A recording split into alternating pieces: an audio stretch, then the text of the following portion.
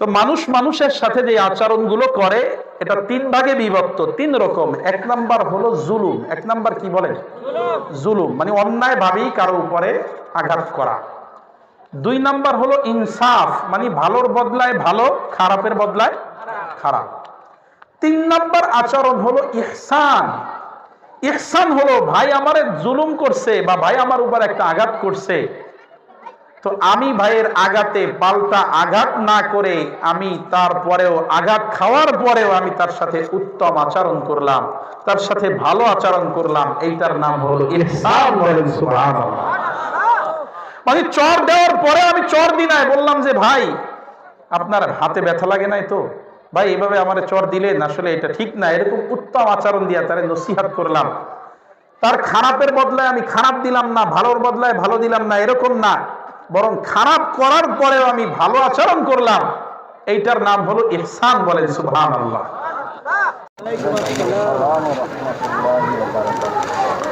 সালামের আওয়াজ শুনে মনে হয়েছে যে 2-4 দিনে কেউ খান নাই।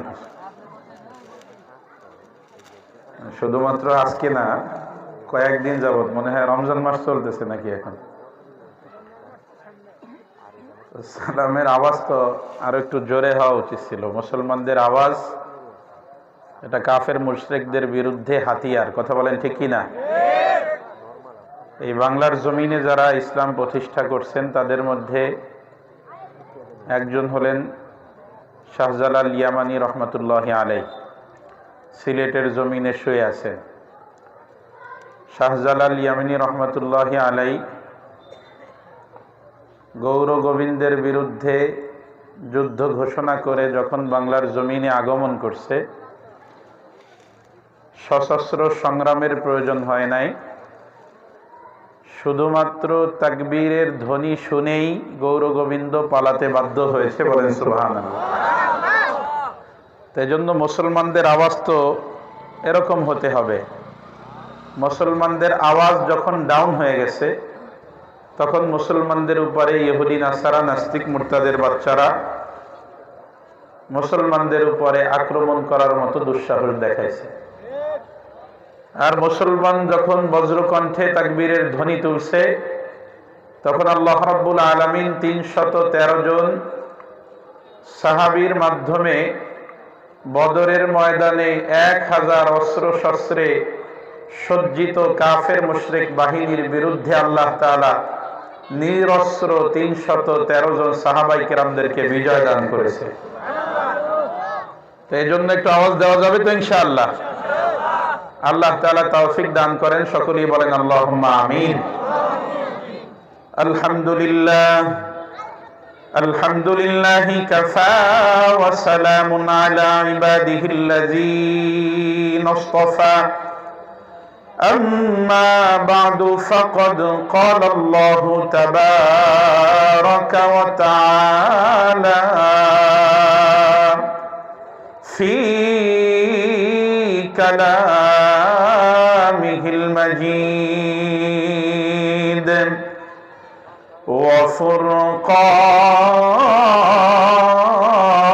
وفرقانه الحميد। সবাই আমার সাথে জবান ছেড়ে পড়েন আউযু বিল্লাহি মিনাশ শাইতানির রাজীম। বিসমিল্লাহির রহমানির রহিম। وقضى ربك ألا تعبدوا إلا إياه وبالوالدين إحسانا إما يبلغن عندك الكبر أحدهما أو كلاهما فلا تقل لهما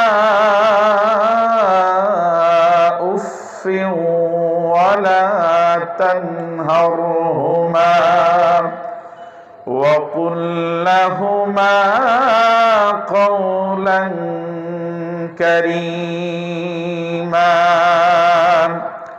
وعن عبد الله بن مسعود رضي الله تعالى عنه قال سألت رسول الله صلى الله عليه وسلم أي العمل أحب إلى الله عز وجل قال رسول الله صلى الله عليه وسلم الصلاة على وقتها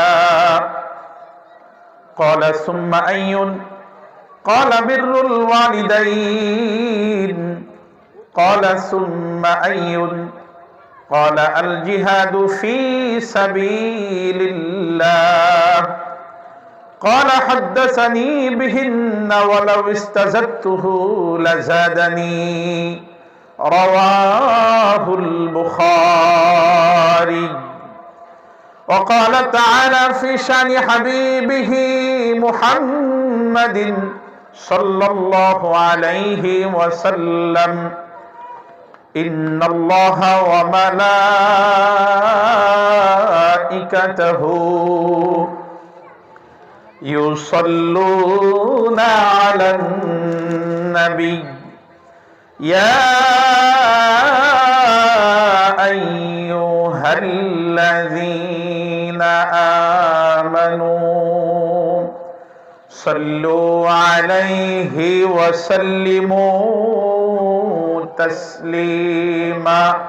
সকলে আমার সাথে মহব্বতের সাথে পড়েন আল্লাহুম্মা সাল্লি আলা মুহাম্মাদিন ওয়া আলা আলি মুহাম্মাদ কামা সাল্লাইতা আলা ইব্রাহিম ওয়া আলা আলি ইব্রাহিম ইন্নাকা হামিদুম মাজিদ। এই দরুদটা আমাদের মুখস্থ আছে কার কার? একটু হাত জায়গায় তো সবার মুখস্থ আছে। তো পড়ার ভাব দেখে মনে হচ্ছে আজকে জীবনে প্রথম মনে হয় এই দরুদটা শুনছেন। আর একটু জোরে আওয়াজ করে পড়ি না আল্লাহুম্মা বারিক আলা মুহাম্মাদিন ওয়া আলা আলি মুহাম্মাদ কামা বারাকতা আলা ইব্রাহিম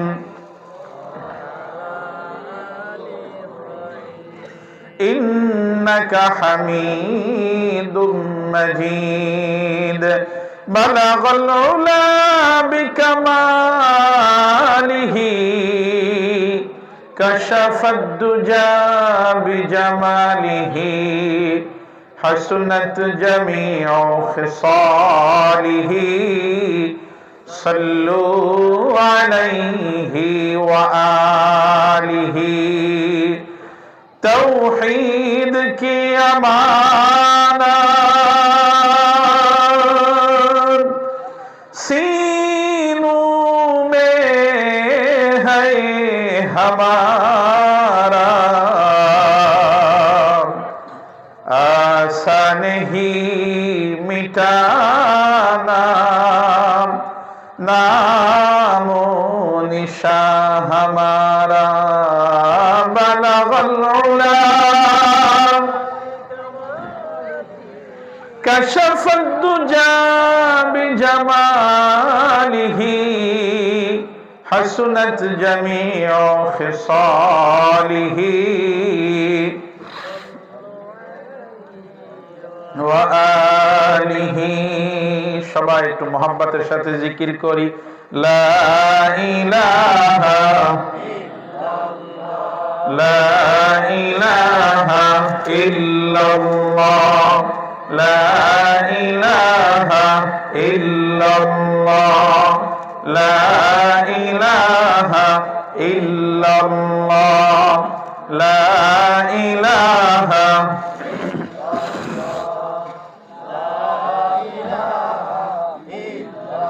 পানির ব্যবস্থা রাখা লাগবে পানির ব্যবস্থা ইল্লাল্লাহ লা ইলাহা ইল্লাল্লাহ হাসবি রাব্বি জাল্লাল্লাহ মা ফি কলবি গায়রুল্লাহ নবী মুহাম্মদ সাল্লাল্লাহু ইলাহা ইল্লাল্লাহ লা ইলাহা ইল্লাল্লাহ লা ইলাহা ইল্লাল্লাহ লা ইলাহা ইল্লাল্লাহু মুহাম্মাদুর রাসূলুল্লাহ সাল্লাল্লাহু তাআলা আলাইহি ওয়া আলা আলিহি ওয়া আসহাবিহি ওয়া বারাকা ওয়া সাল্লাম। রাইল্লা অ্যাডভোকেট মরহুম আব্দুল মজিদ ফটো হাফিজিয়া মাদ্রাসার উদ্যোগে আয়োজিত একদিন ব্যাপী আজিমুশ-শান বার্ষিক ওয়াজ মাহফিলের সম্মানিত সভাপতি,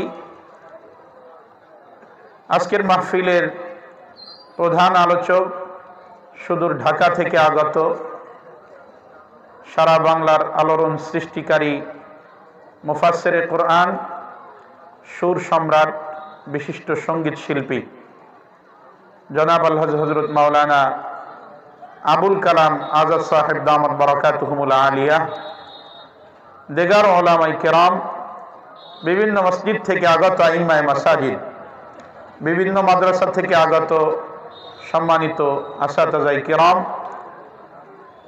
আমার সামনে উপবিষ্ট অত্র এলাকার বিভিন্ন অঞ্চল থেকে আগত আল্লাহ রাব্বুল আলামিনের আশিকিন, জাকিরিন, শাকিরিন, মুহিব্বিন, অত্র এলাকার মুরাব্বিয়ানে আওয়াম, কলিজার টুকরা যুবক বন্ধুগণ, স্নেহের ছোট ভাই, পর্দার অন্তরালে অবস্থানরত আমার সম্মানিতা শ্রদ্ধেয়া মা এবং বোনেরা, আমরা সকলেই সে মহান স্রষ্টা আল্লাহ রাব্বুল আলামিনের দরবারে শুকরিয়া আদায় করি যে আল্লাহ রাব্বুল আলামিন অত্যন্ত দয়া ও মায়া করে ভালোবেসে দুনিয়াবি ঝামেলা থেকে মুক্ত রেখে আল্লাহ রাব্বুল আলামিনের আশিকিন, জাকিরিন, শাকিরিনদের মজলিসে, কোরআন এবং সুন্নাহর আলোচনার মজলিসে, উলামায়ে কিরামের মজলিসে, সর্বোপরি রাসূলুল্লাহ সাল্লাল্লাহু আলাইহি ওয়াসাল্লামের পবিত্র জবানের ঘোষণা অনুযায়ী জান্নাতের বাগানে আমাদেরকে বসার মতো তৌফিক দান করেছেন। এজন্য সকলেই সেই মহান স্রষ্টা আল্লাহ রাব্বুল আলামিনের দরবারে কালিমাতুশ শুকর আদায় করি, আলহামদুলিল্লাহ। সম্মানিত হাজিরিন, আল্লাহ রাব্বুল আলামিনের দয়া, অনুগ্রহ, ভালোবাসা না থাকলে কোনো অবস্থাতেই আমরা আজকের এই মাহফিলের প্যান্ডেলের মধ্যে হাজির হতে পারতাম না। আওয়াজ দিয়ে বলেন ঠিক কিনা? আর আওয়াজে বলেন ঠিক কিনা? অন্যথায় এই রাইল্লাতে শুধুমাত্র এই কয়জন মানুষের বসবাস? একটু আওয়াজ দিয়ে বলেন। এই রাইল্লার জমিনে হাজার হাজার মানুষের বসবাস। এই হাজারো মানুষের মধ্য থেকে আল্লাহ রাব্বুল আলামিন আপনাকে আমাকে পছন্দ করেছেন, সুযোগ করে দিয়েছেন। আওয়াজ দিয়ে বলেন ঠিক কিনা? অন্যথায় এই রাইল্লার মধ্যে আমাদের চেয়ে সুন্দর চেহারার মানুষ আছে না নাই? আমাদের চেয়ে বেশি সম্পদের মালিক এমন মানুষ রাইল্লায় আছে না নাই? আমাদের চেয়ে বেশি ক্ষমতার মালিক এমন মানুষ রাইল্লায় আছে না নাই? তো আল্লাহ রাব্বুল আলামিন এমন হাজারো মানুষের মধ্য থেকে আপনাকে আমাকে জান্নাতের বাগানের জন্য কবুল করেছেন। এজন্য খুশি না বেজার? তো সেই মালিকের দরবারে শুকরিয়া আদায় করার দরকার আছে না নাই?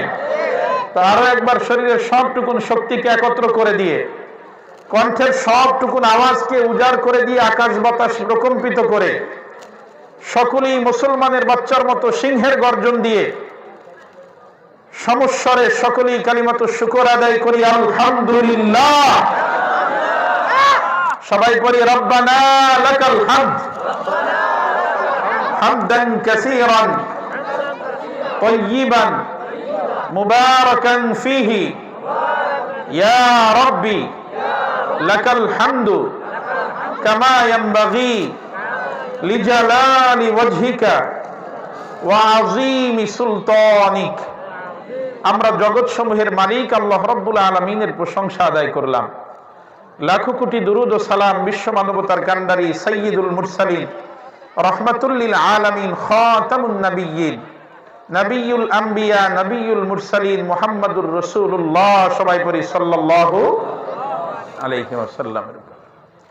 সম্মানিত হাজিরিন, কোরআনের মজলিস, আমার একটু ডিস্টার্বটা হচ্ছে হলো এই যে আমার সামনে আপনারা শ্রোতারা যেই পরিমাণ বসছেন তার চেয়ে বেশি শ্রোতা বসছেন বাম পাশে, এজন্য আমার শুধুমাত্র একদিক ফিরে আলোচনা করতে হচ্ছে, এটা একটু কষ্ট হচ্ছে। যদি আপনাদের কষ্ট না হয় একটু আগায়া সামনের দিকে একটু জায়গাগুলো পূরণ করে বসা যাবে ইনশাআল্লাহ। কালামে পাকের 28 নম্বর পারা সূরাতুল মুজাদালার 2 নম্বর পৃষ্ঠায় আল্লাহ তাআলা বলছেন, কেউ যদি দ্বীনি মজলিসে সামনের দিকে আগায়া অন্যকে বসার সুযোগ করে দেয়, আল্লাহ তাআলা ওই ব্যক্তিকে জান্নাতের মধ্যে আগায়া দিবেন, বলেন সুবহানাল্লাহ। এজন্য একটু সুন্দর করে বসি ইনশাআল্লাহ। এই যে ফাঁকা জায়গা আছে এই পাশের থেকে উঠে এই জায়গায় একটু আসি ইনশাআল্লাহ। আল্লাহ তাআলা সকলকে তৌফিক দান করেন, সকলেই বলেন আল্লাহুম্মা আমিন। সম্মানিত হাজিরিন, আমরা রব্বুল আলামিনের প্রশংসা আদায় করতে গিয়ে আমাদের জবানে উচ্চারণ করেছি আলহামদুলিল্লাহ। রাসূলুল্লাহ সাল্লাল্লাহু আলাইহি ওয়াসাল্লাম পবিত্র জবানে ইরশাদ করেন, আলহামদুলিল্লাহি তামলাউল মিজান। যখন আল্লাহ পাকের কোনো বান্দা তার জবান দিয়ে উচ্চারণ করে আলহামদুলিল্লাহ, তখন আল্লাহ রাব্বুল আলামিন ওই ব্যক্তির মিজানের পাল্লাটাকে নেকি দিয়ে ভরপুর করে দেয়। আল্লাহর হাবিব সাল্লাল্লাহু আলাইহি ওয়াসাল্লাম বলেন, সুবহানাল্লাহি ওয়াল হামদুলিল্লাহি তামলাআনি মা বাইনাস সামাই ওয়াল আরদ। যখন আল্লাহ পাকের কোনো বান্দা তাদের জবানে উচ্চারণ করে সুবহানাল্লাহ, আলহামদুলিল্লাহ, তখন আল্লাহ রাব্বুল আলামিন আসমান জমিনের ফাঁকা জায়গাটাকে নেকি দিয়ে ভরপুর করে দিয়ে ওই ব্যক্তির আমলনামার মধ্যে দিয়ে দেয়।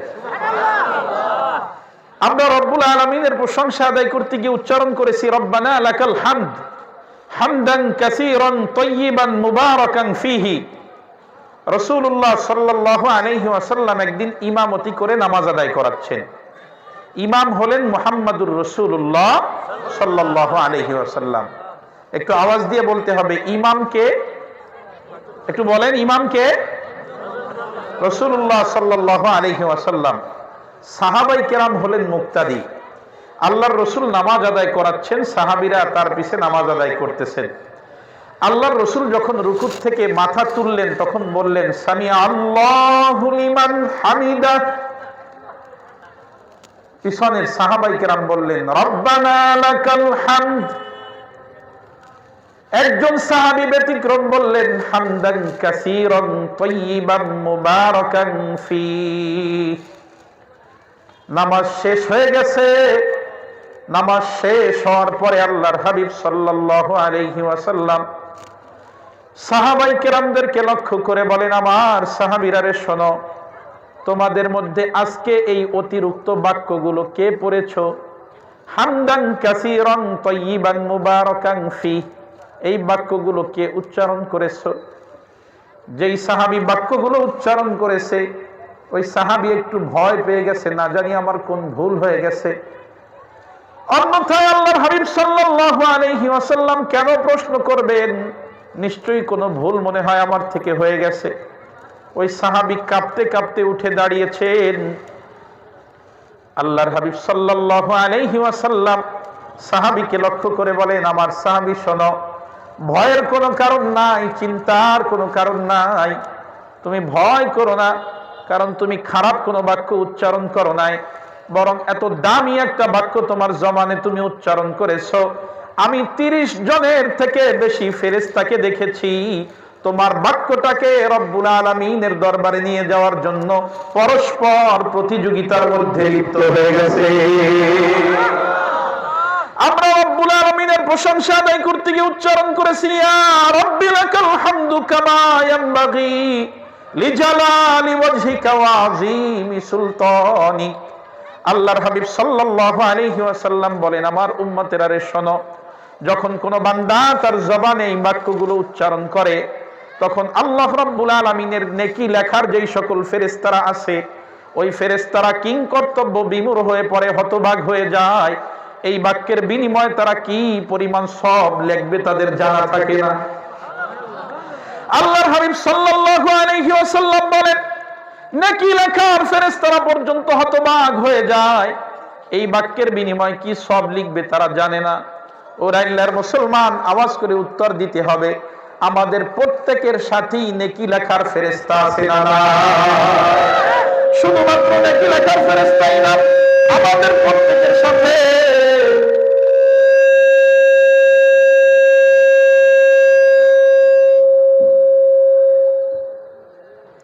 নেকি লেখার ফেরেশতাই না, আমাদের প্রত্যেকের সাথে পাপ লেখার ফেরেশতারাও আছে না নাই? আল্লাহ রাব্বুল আলামিন কালামে পাকের মধ্যে বলেন, ওয়া ইন্না আলাইকুম লাহাফিযিন কিরামান কাতিবিনা ইয়ালামুনা মা তাফআলুন। ও দুনিয়ার মানুষ, তোমাদের প্রত্যেকের সাথে আমি রব্বুল আলামিনের পক্ষ থেকে সংরক্ষক ফেরেশতা নিযুক্ত করা আছে। তোমরা যা করো ইয়ালামুনা মা তাফআলুন, তোমরা যা করো সব কিছু আমার ফেরেশতারা জানে। বলেন সুবহানাল্লাহ। প্রত্যেকটা ফেরেশতা প্রত্যেকটা মানুষের সাথে রব্বুল আলামিনের পক্ষ থেকে নেকি লেখার ফেরেশতাও নিযুক্ত আছে, পাপ লেখার ফেরেশতাও নিযুক্ত আছে। ফেরেশতারা লিপিবদ্ধ করে করে রাখে। কাল কিয়ামতের ময়দানে আল্লাহ রাব্বুল আলামিন বান্দার সামনে তারা আমলনামা পেশ করবে। আমলনামার মধ্যে অতি ক্ষুদ্র থেকে ক্ষুদ্র পর্যন্ত, ছোট থেকে ছোট ভালো আমলগুলো আল্লাহ তাআলা লিপিবদ্ধ করে রাখবেন। বলেন সুবহানাল্লাহ। আল্লাহ রাব্বুল আলামিন বলেন, ফামান ইয়ামাল মিসকালা যাররাতিন খায়রান ইয়ারা। আল্লাহ রাব্বুল আলামিন বলেন, ও দুনিয়ার মানুষেরা, তোমাদের প্রত্যেকের সাথে ফেরেশতারা আমলগুলো লিখে লিখে রাখে।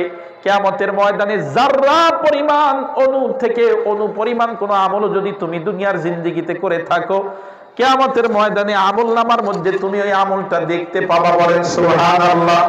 ওয়া মান ইয়ামাল মিসকালা যাররাতিন শাররান ইয়ারা।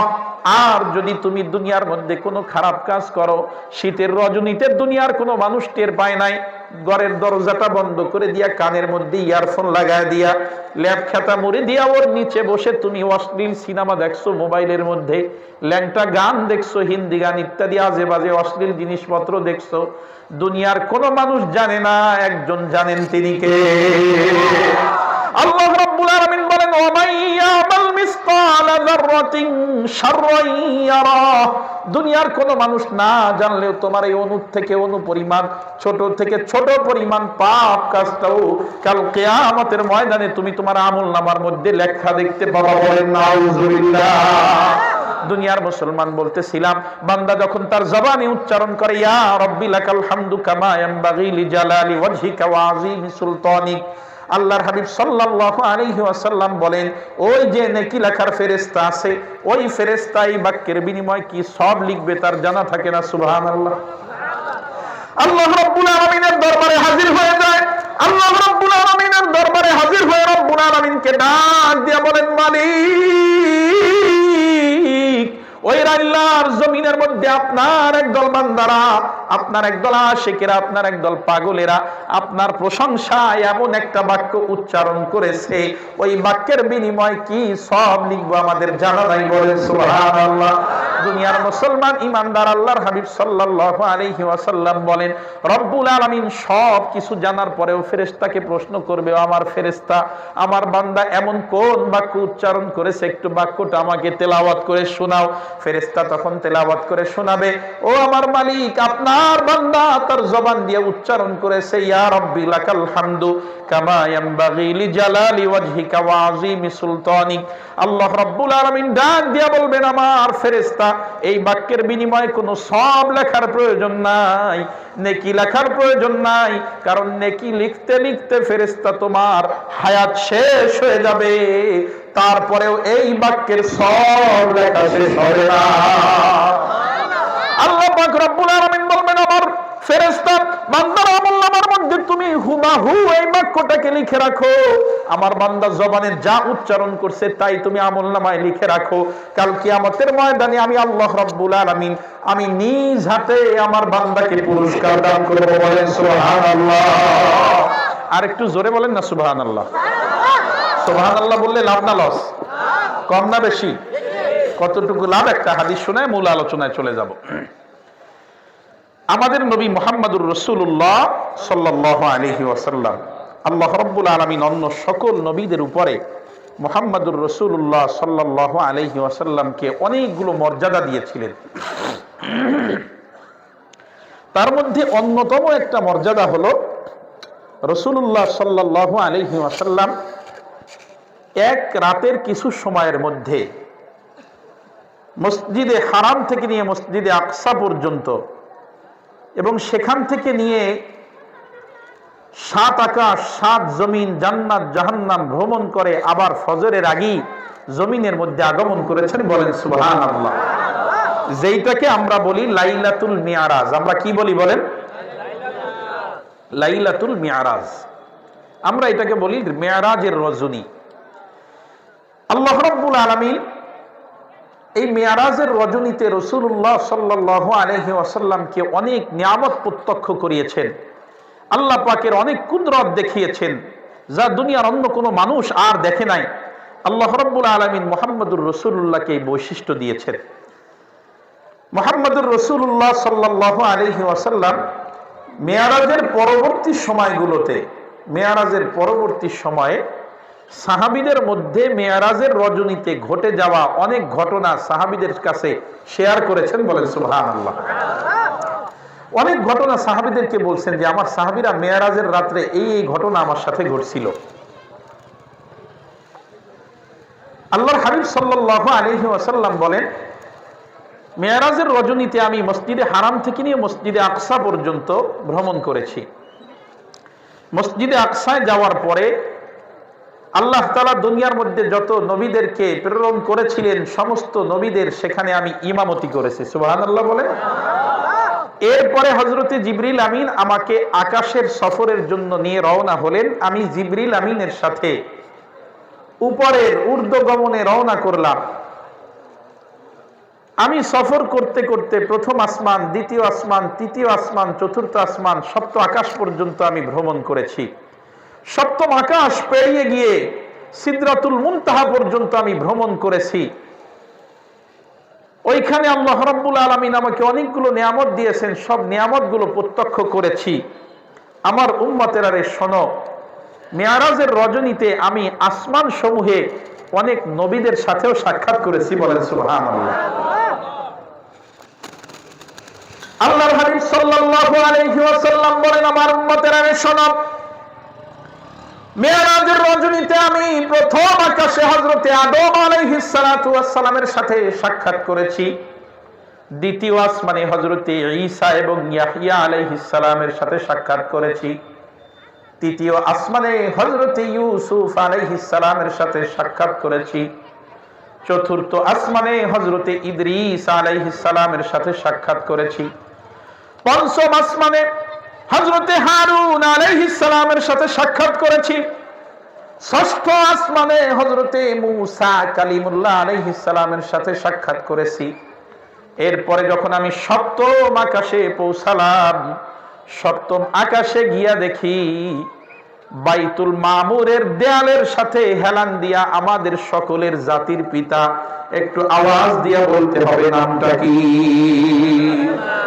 আল্লাহর হাবিব বলেন, আমাদের জাতির পিতা হযরত ইব্রাহিম আলাইহিস সালাতু ওয়াস সালামকে গিয়া দেখতে পেলাম সপ্তম আকাশে বাইতুল মামুরের দেয়ালের সাথে হেলান দিয়া বসা, সুবহানাল্লাহ বলেন। এইবার প্রশ্ন হলো, হুজুর বাইতুল মামুর আবার কোন জায়গার নাম? ও রাইল্লা মানিকগঞ্জের মুসলমান, আমার দিকে লক্ষ্য করেন। দুনিয়ার জমিনের দুনিয়ার মানুষদেরকে তওয়াফ করার জন্য আল্লাহ রাব্বুল আলামিন একটা ঘর বানাইছে, একটা ঘর নির্ধারণ করেছেন। দুনিয়ার মানুষেরা ওই ঘরকে কেন্দ্র করে তওয়াফ করে, আওয়াজ দিয়ে বলেন ঠিক কি না? ওই ঘরটার নাম হলো কাবা বাইতুল্লাহ। কাবাকে লক্ষ্য করে দুনিয়ার মানুষ তওয়াফ করে, কাবাকে লক্ষ্য করে দুনিয়ার মানুষ ইবাদত করে। দুনিয়ার মানুষের ইবাদতের কেন্দ্রবিন্দু আল্লাহ তাআলা কাবা ঘরকে বানিয়েছেন। আমাদের বাংলাদেশ থেকে কাবা ঘর পশ্চিম দিকে অবস্থিত, এজন্য আমরা নামাজ পড়ি কোন দিকে ফিরে? আরেকটা আওয়াজ দিয়ে বলেন। পশ্চিম দিকে ফিরে আমরা নামাজ আদায় করি। তো আল্লাহ রাব্বুল আলামিন দুনিয়ার মানুষদের ইবাদতের কেন্দ্রবিন্দু বানিয়েছেন কাবা বাইতুল্লাহকে। আল্লাহ রাব্বুল আলামিন ফেরেশতাদের জন্য একটা ইবাদতের ঘর বানিয়েছেন, তওয়াফ করার ঘর বানিয়েছেন। দুনিয়ার জমিনে যেই জায়গায় কাবা ঘর অবস্থিত, 7 আকাশের উপরে আল্লাহ রাব্বুল আলামিন ফেরেশতাদের তওয়াফ করার জন্য একটা ঘর বানিয়েছেন। ওই ঘরটার নাম হলো বাইতুল মামুর। ফেরেশতাদের তওয়াফ করার জন্য আল্লাহ তাআলা ঘর বানাইলেন। ওই ঘরের মধ্যে ফেরেশতা ফেরেশতারা কতক্ষণ পর্যন্ত এক একজন ফেরেশতা তওয়াফ করে, কতজন ফেরেশতা একবারে ওই বাইতুল মামুরের মধ্যে তওয়াফ করে। সাউন্ডটা শুরুতে সুন্দর ছিল, এখন একটু সাউন্ডটা কেমন কেমন লাগতেছে, আওয়াজ টানতেছে, গলা শুকিয়ে যাচ্ছে। মুসলমান ইমানদার আমার দিকে লক্ষ্য করেন, আল্লাহর হাবিব সাল্লাল্লাহু আলাইহি ওয়াসাল্লাম বলেন বাইতুল মামুর এমন জায়গার নাম যেখানে ফেরেশতারা তওয়াফ করে, যেখানে ফেরেশতারা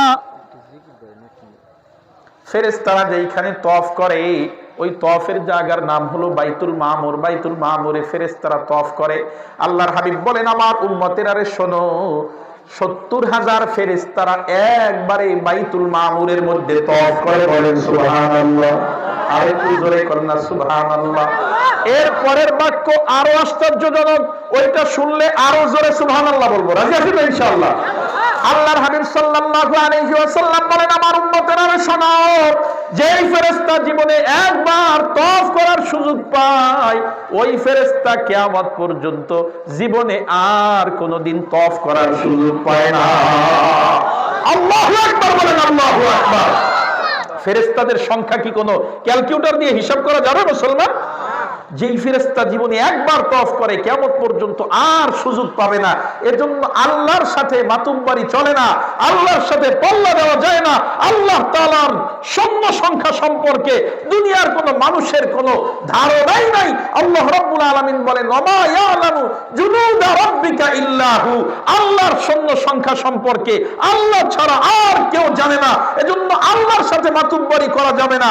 আল্লাহ রাব্বুল আলামিন দুনিয়ার জমিনের অনেক বড় বড় নাফরমানকে যে দুনিয়ার মধ্যে ঘোষণা দিয়েছিল আনা রাব্বুকুমুল আলা, আমি হলাম সর্বোত্তম খোদা, এমন নাফরমান ফেরাউনকেও আল্লাহ রাব্বুল আলামিন ওই ভূমন্ত সাগরের মধ্যে চুবায়া চুবায়া দুনিয়া থেকে বিদায় করে ছাওয়াল দিয়া বলেন ঠিক কি না?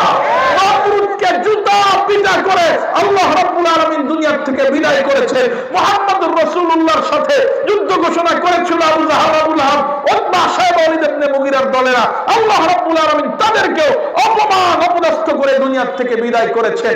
কিয়ামত পর্যন্ত যারা ইসলামের বিরুদ্ধে অবস্থান নেবে আল্লাহ রাব্বুল আলামিন তাদের নাম নিশানা পর্যন্ত, তাদের চিহ্ন পর্যন্ত দুনিয়া থেকে বিদায় দিবে। আওয়াজ দিয়ে বলেন ঠিক কি না? মুসলমান ইমানদার, এজন্য ইসলামের সাথে থাকতে হবে। ইসলামের সাথে থাকতে আছি কারা কারা ইনশাআল্লাহ? আল্লাহ তাআলা কবুল করেন, সকলেই বলেন আল্লাহুম্মা আমিন। সবাই একটু জিকির করেন লা ইলাহা ইল্লাল্লাহ, লা ইলাহা ইল্লাল্লাহ, লা ইলাহা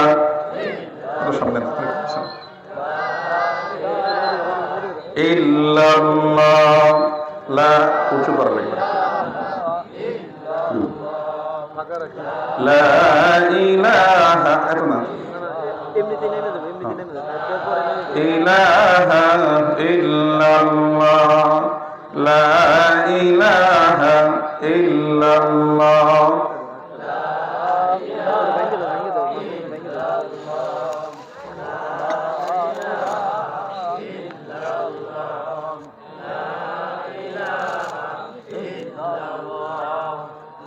অনেক কিছু হয়ে গেছে।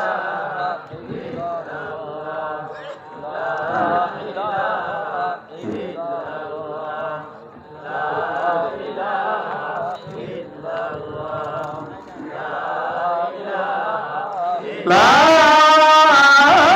ইলাহা ইল্লাল্লাহ মুহাম্মাদুর রাসূলুল্লাহ সাল্লাল্লাহু তাআলা আলাইহি ওয়া আলা আলিহি ওয়া আসহাবিহি ওয়া বারাকা ওয়া সাল্লাম। মনে আছে তো আল্লাহর হাবিব কোন আসমানে? একটু বলেন কোন আকাশে? কার সাথে সাক্ষাৎ হলো? হযরত ইব্রাহিম আলাইহিস সালামের সাথে সাক্ষাৎ। হযরত ইব্রাহিম আলাইহিস সালাম বাইতুল মামুরের দেয়ালের সাথে হেলান দিয়ে বসা। আল্লাহর হাবিব সাল্লাল্লাহু আলাইহি ওয়াসাল্লাম বলেন আমি আব্বাজানের সাথে সাক্ষাৎ করলাম, কুশলাদি বিনিময় হলো, সালাম মুসাফা হলো। কথাবার্তার এক পর্যায়ে আব্বাজান আমাকে লক্ষ্য করে বলেন ইয়া মুহাম্মদ আকরি উম্মাতাকা মিন্নিস সালাম, ও মুহাম্মদ তোমার উম্মতকে আমার পক্ষ থেকে সালাম জানায় দিবা, তোমার উম্মতকে আমার পক্ষ থেকে তুমি সালাম জানায় দিবা। আজকে থেকে 1450 বছর পূর্বে আমাদের আব্বা জান আমাদেরকে 7 আকাশের উপর দিয়ে সালাম দিয়েছেন, বলেন সুবহানাল্লাহ। আল্লাহর হাবিব সাল্লাল্লাহু আলাইহি ওয়াসাল্লাম বলেন, আব্বা জান আমাকে লক্ষ্য করে বললেন, ইয়া মুহাম্মদ আকরি উম্মাতাকা মিন্নিস সালাম। ও মুহাম্মদ, তুমি তোমার উম্মতকে আমার পক্ষ থেকে সালাম জানায় দিবা। ওয়া আখবিরহুম আন্নাল জান্নাতা তাইয়্যিবাতুত তুরবাতি ওয়া আযবাতুল মা। আর তোমার উম্মতকে একটা সংবাদ দিবা, একটা খবর তোমার উম্মতকে জানায় দিবা। আন্নাল জান্নাতা তাইয়্যিবাতুত তুরবা, জান্নাতের মাটি বড় পবিত্র মাটি, জান্নাতের মাটি বড় উর্বর মাটি, জান্নাতের মাটি বড় ভালো মাটি। ওয়া আযবাতুল মা, এবং জান্নাতের পানি বড় সুপেয় পানি, জান্নাতের পানি বড় মিষ্টি পানি, জান্নাতের মাটিও ভালো, পানিও ভালো, মাটিও ভালো, পানিও ভালো। ওর আল্লাহর মুসলমান একটু আওয়াজ করে উত্তর দিতে হবে, যেই এলাকার মাটিও ভালো, পানিও ভালো, ওই এলাকায় গাছপালা কম জন্মায় না বেশি। তো উচিত তো ছিল জান্নাতের মধ্যে গাছের পরে গাছ থাকবে, শুধু গাছ আর গাছ থাকবে। কিন্তু আব্বা জান বলতেছেন, ও মুহাম্মদ, তোমার উম্মতকে সংবাদ দিবা জান্নাতের মাটিও ভালো, পানিও ভালো, তবে ওয়া ইন্নাহা কিয়াম, জান্নাতের জমিনটা হলো বিরান জমিন, বিরান জমিন। ওই জমিনের মধ্যে গাছপালা একটাও নাই, ফাঁকা জমিন, ওই জমিনের মধ্যে কোনো গাছপালা নাই। এইবার প্রশ্ন হলো, জান্নাতের জমিনে গাছপালা আসবে কোত্থেকে? আব্বা জান বলেন, ওয়া ইন্না গিরাসাহা সুবহানাল্লাহ, জান্নাতের জমিনের একটা গাছের নাম হলো সুবহানাল্লাহ, জান্নাতের জমিনের আরেকটা গাছের নাম হলো আলহামদুলিল্লাহ, জান্নাতের জমিনের আরেকটা গাছের নাম হলো লা ইলাহা ইল্লাল্লাহ, জান্নাতের জমিনের আরেকটা গাছের নাম হলো আল্লাহু আকবার। ও মুহাম্মদ, তোমার উম্মত যখন এই তাসবিহ গুলো পড়বে, প্রত্যেকটা তাসবিহের বিনিময়ে আল্লাহ রাব্বুল আলামিন জান্নাতের মধ্যে একটা করে গাছ লাগায় দিবে। আরেকবার বলেন সুবহানাল্লাহ। লাগছে আরো একটা গাছ লাগছে, আরেকবার বলেন সুবহানাল্লাহ। লাগছে আরো একটা, এবার চিৎকার দিয়ে বলেন সুবহানাল্লাহ। মুসলমান ইমানদার সুবহানাল্লাহ বললে লাভ না লস? কম না বেশি? প্রত্যেক সুবহানাল্লাহ একটা করে গাছ লাগবে জান্নাতে। কেমন বড় গাছ? আল্লাহর হাবিব সাল্লাল্লাহু আলাইহি ওয়াসাল্লাম বলেন, কোন তেজস্বী ঘোড়া, পাওয়ারফুল ঘোড়া যদি 500 বছর পর্যন্ত একাধারে দৌড়াতে থাকে, তারপরে ওর একটা গাছের ছায়া অতিক্রম করতে পারবে না। সুবহানাল্লাহ। এজন্য মুসলমান ইমানদার, মাহফিলের থেকে যাওয়ার পরে এমন অবস্থা হতে পারে, আজকের মাহফিল থেকে কোনো কিছুই আপনার মনে নাই, এমনটা হতে পারে কি পারে না? মাহফিল থেকে কোনো শিক্ষাই গ্রহণ করতে পারেন না, এমনটা হতে পারে। সকালে উঠে দেখলেন কিছুই মন নাই মাহফিল যা শুনছেন। যদি কিছু মনে নাও থাকে, তারপরেও আজকের মাহফিলে শেষ পর্যন্ত থেকে জায়গা মতো সুবহানাল্লাহ আলহামদুলিল্লাহ যদি বলতে পারেন, ইনশাআল্লাহ আমি আল্লাহর রাসূলের কথার উপরে নির্ভর করে বলতে পারি, কাল কিয়ামতের ময়দানে আজকের এই মাহফিলের উসিলায় শুধু একটা দুইটা গাছ নয়, আল্লাহ রাব্বুল আলামিন আমাদেরকে জান্নাতের মধ্যে গোটা একটা বাগান দান করবেন ইনশাআল্লাহ। এজন্য শেষ পর্যন্ত থাকবো, সুবহানাল্লাহ আলহামদুলিল্লাহ বলবো। রাজি আছি তো ইনশাআল্লাহ? শেষ পর্যন্ত থাকা লাগবে, এই কথাটা বারবার বলতেছি। এজন্য হাদিসের মধ্যে আসছে, আল্লাহর হাবিব সাল্লাল্লাহু আলাইহি ওয়াসাল্লাম বলেন, যখন কোনো মানুষেরা একত্রিত হয়ে কোরআন এবং সুন্নাহর আলোচনা শোনার জন্য বসে, এরপরে শেষ পর্যন্ত থেকে বাড়ির দিকে উঠে যায়, রওনা করে, শেষ করে মজলিস শেষে যখন উঠে যায়, ইউনাদি মুনাদিম মিনাস সামা, আসমান থেকে একজন ঘোষক ওই মানুষদেরকে, ওই শ্রোতাদেরকে লক্ষ্য করে একটা ঘোষণা দেন। ওই শ্রোতাদেরকে লক্ষ্য করে আসমান থেকে ঘোষণা দেওয়া হয়, কুমু মাগফুরাল লাকুম। এতক্ষণ কোরআন এবং সুন্নাহর আলোচনার মজলিসে বসা ছিলাম, আল্লাহ রাব্বুল আলামিন তোমাদের উপরে রাজি এবং খুশি হয়ে তোমাদের জন্য পুরস্কার ঘোষণা করেছেন দুইটা। আওয়াজ দিয়ে বলেন কয়টা? দুইটা আঙ্গুল দেখায় বলেন কয়টা? একজন ঘোষক ঘোষণা দেয়, শেষে যখন আপনি বাড়ির দিকে রওনা করেন, একজন ঘোষক ডাক দিয়া বলে, কুমু মাগফুরাল লাকুম, তোমরা আজকের এই মজলিস থেকে এমন ভাবে বাড়ির উদ্দেশ্যে রওনা করো, আল্লাহ রাব্বুল আলামিন তোমাদের জিন্দেগীর সমস্ত গুনাহগুলো মাফ করে দিয়ে তোমাদেরকে মাসুম বানায় দিয়েছে। এক নাম্বার পুরস্কার হলো সমস্ত গুনাহগুলো মাফ করে দেওয়া হয়। দুই নাম্বার হলো কদ বুদ্দিলাত সাইয়্যাতিকুম হাসানাত। ও দুনিয়ার মানুষরা আমার দিকে লক্ষ্য করেন, আল্লাহ পাকের ওই ঘোষক ঘোষণা দিয়ে বলে, তোমার জিন্দেগীর গুনাহ মাফ শুধুমাত্র এ পর্যন্তই না, এই মজলিসে বসার কারণে আল্লাহ রাব্বুল আলামিন তোমার উপরে এত রাজি এবং খুশি হয়েছেন, আল্লাহ রাব্বুল আলামিন তোমার পাপগুলোকে নেকি বানায় দিয়েছেন। সুবহানাল্লাহ। আরেকটু জোরে বলেন না সুবহানাল্লাহ। এইটা বুঝতে পারেন নাই, বুঝতে পারেন নাই, বুঝতে পারলে গলা ফাটায় সুবহানাল্লাহ বলতেন। আরেকটু আপনাদেরকে সহজ করার জন্য বলি, দুনিয়ার জমিনে বান্দা আল্লাহ রাব্বুল আলামিনের ইবাদত করে, আল্লাহ রাব্বুল আলামিন অনেক ইবাদতের পুরস্কার হাদিসে পাকের মধ্যে ঘোষণা করেছেন। আল্লাহ রাব্বুল আলামিন বান্দাকে maaf করতে চান, গুনাহ ক্ষমা করতে চান, বলেন সুবহানাল্লাহ। দুনিয়ার প্রশাসন দুনিয়ার কোন অপরাধীকে তালাশ করে জেলখানায় দেওয়ার জন্য, ফাঁসির মধ্যে ঝুলানোর জন্য, কিন্তু আল্লাহ রাব্বুল আলামিন অপরাধীকে তালাশ করে ক্ষমা করার জন্য। সুবহানাল্লাহ বলেন। আল্লাহ রাব্বুল আলামিন বান্দাকে maaf করতে ভালোবাসেন, maaf করতে ভালোবাসেন। এজন্য প্রতিদিন একবার আল্লাহ তাআলা অটোমেটিক বান্দাকে maaf করার ব্যবস্থা রাখছেন, বলেন সুবহানাল্লাহ। প্রতিদিন একবার বান্দার গুনাহগুলো maaf হয়, সুবহানাল্লাহ বলেন।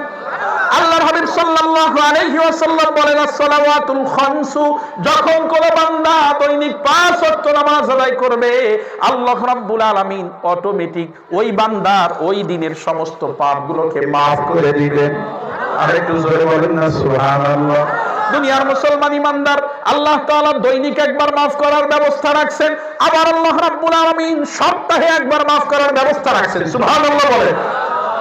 আল্লাহর হাবিব সাল্লাল্লাহু আলাইহি ওয়াসাল্লাম বলেন, ওয়াল জুমাতু ইলাল জুমাতি মুকাফফিরাতুল লিমা বাইনাহুমা, যখন কোন বান্দা এই জুমা পড়লো, এক জুমা পড়লো, আবার তার পরের সপ্তাহের জুমাও আদায় করলো, আল্লাহর হাবিব সাল্লাল্লাহু আলাইহি ওয়াসাল্লাম বলেন, যেই ব্যক্তি 2 সপ্তাহের জুমাগুলো আদায় করবে, আল্লাহ রাব্বুল আলামিন মাঝখানের এক সপ্তাহের পাপগুলোকে maaf করে দেয়। দুনিয়ার মুসলমান ইমানদার দৈনিক একবার maaf করার ব্যবস্থা, সপ্তাহে একবার maaf করার ব্যবস্থা রাখছে, আবার আল্লাহ রাব্বুল আলামিন মাসে একবার maaf করার বা বছরে একবার maaf করার ব্যবস্থা রাখছেন। সুবহানাল্লাহ বলেন। দৈনিক maaf হবে, সপ্তাহে maaf হবে, আবার বছরে আল্লাহ রাব্বুল আলামিন maaf করার ব্যবস্থা রেখেছেন, maaf করার ব্যবস্থা রেখেছেন।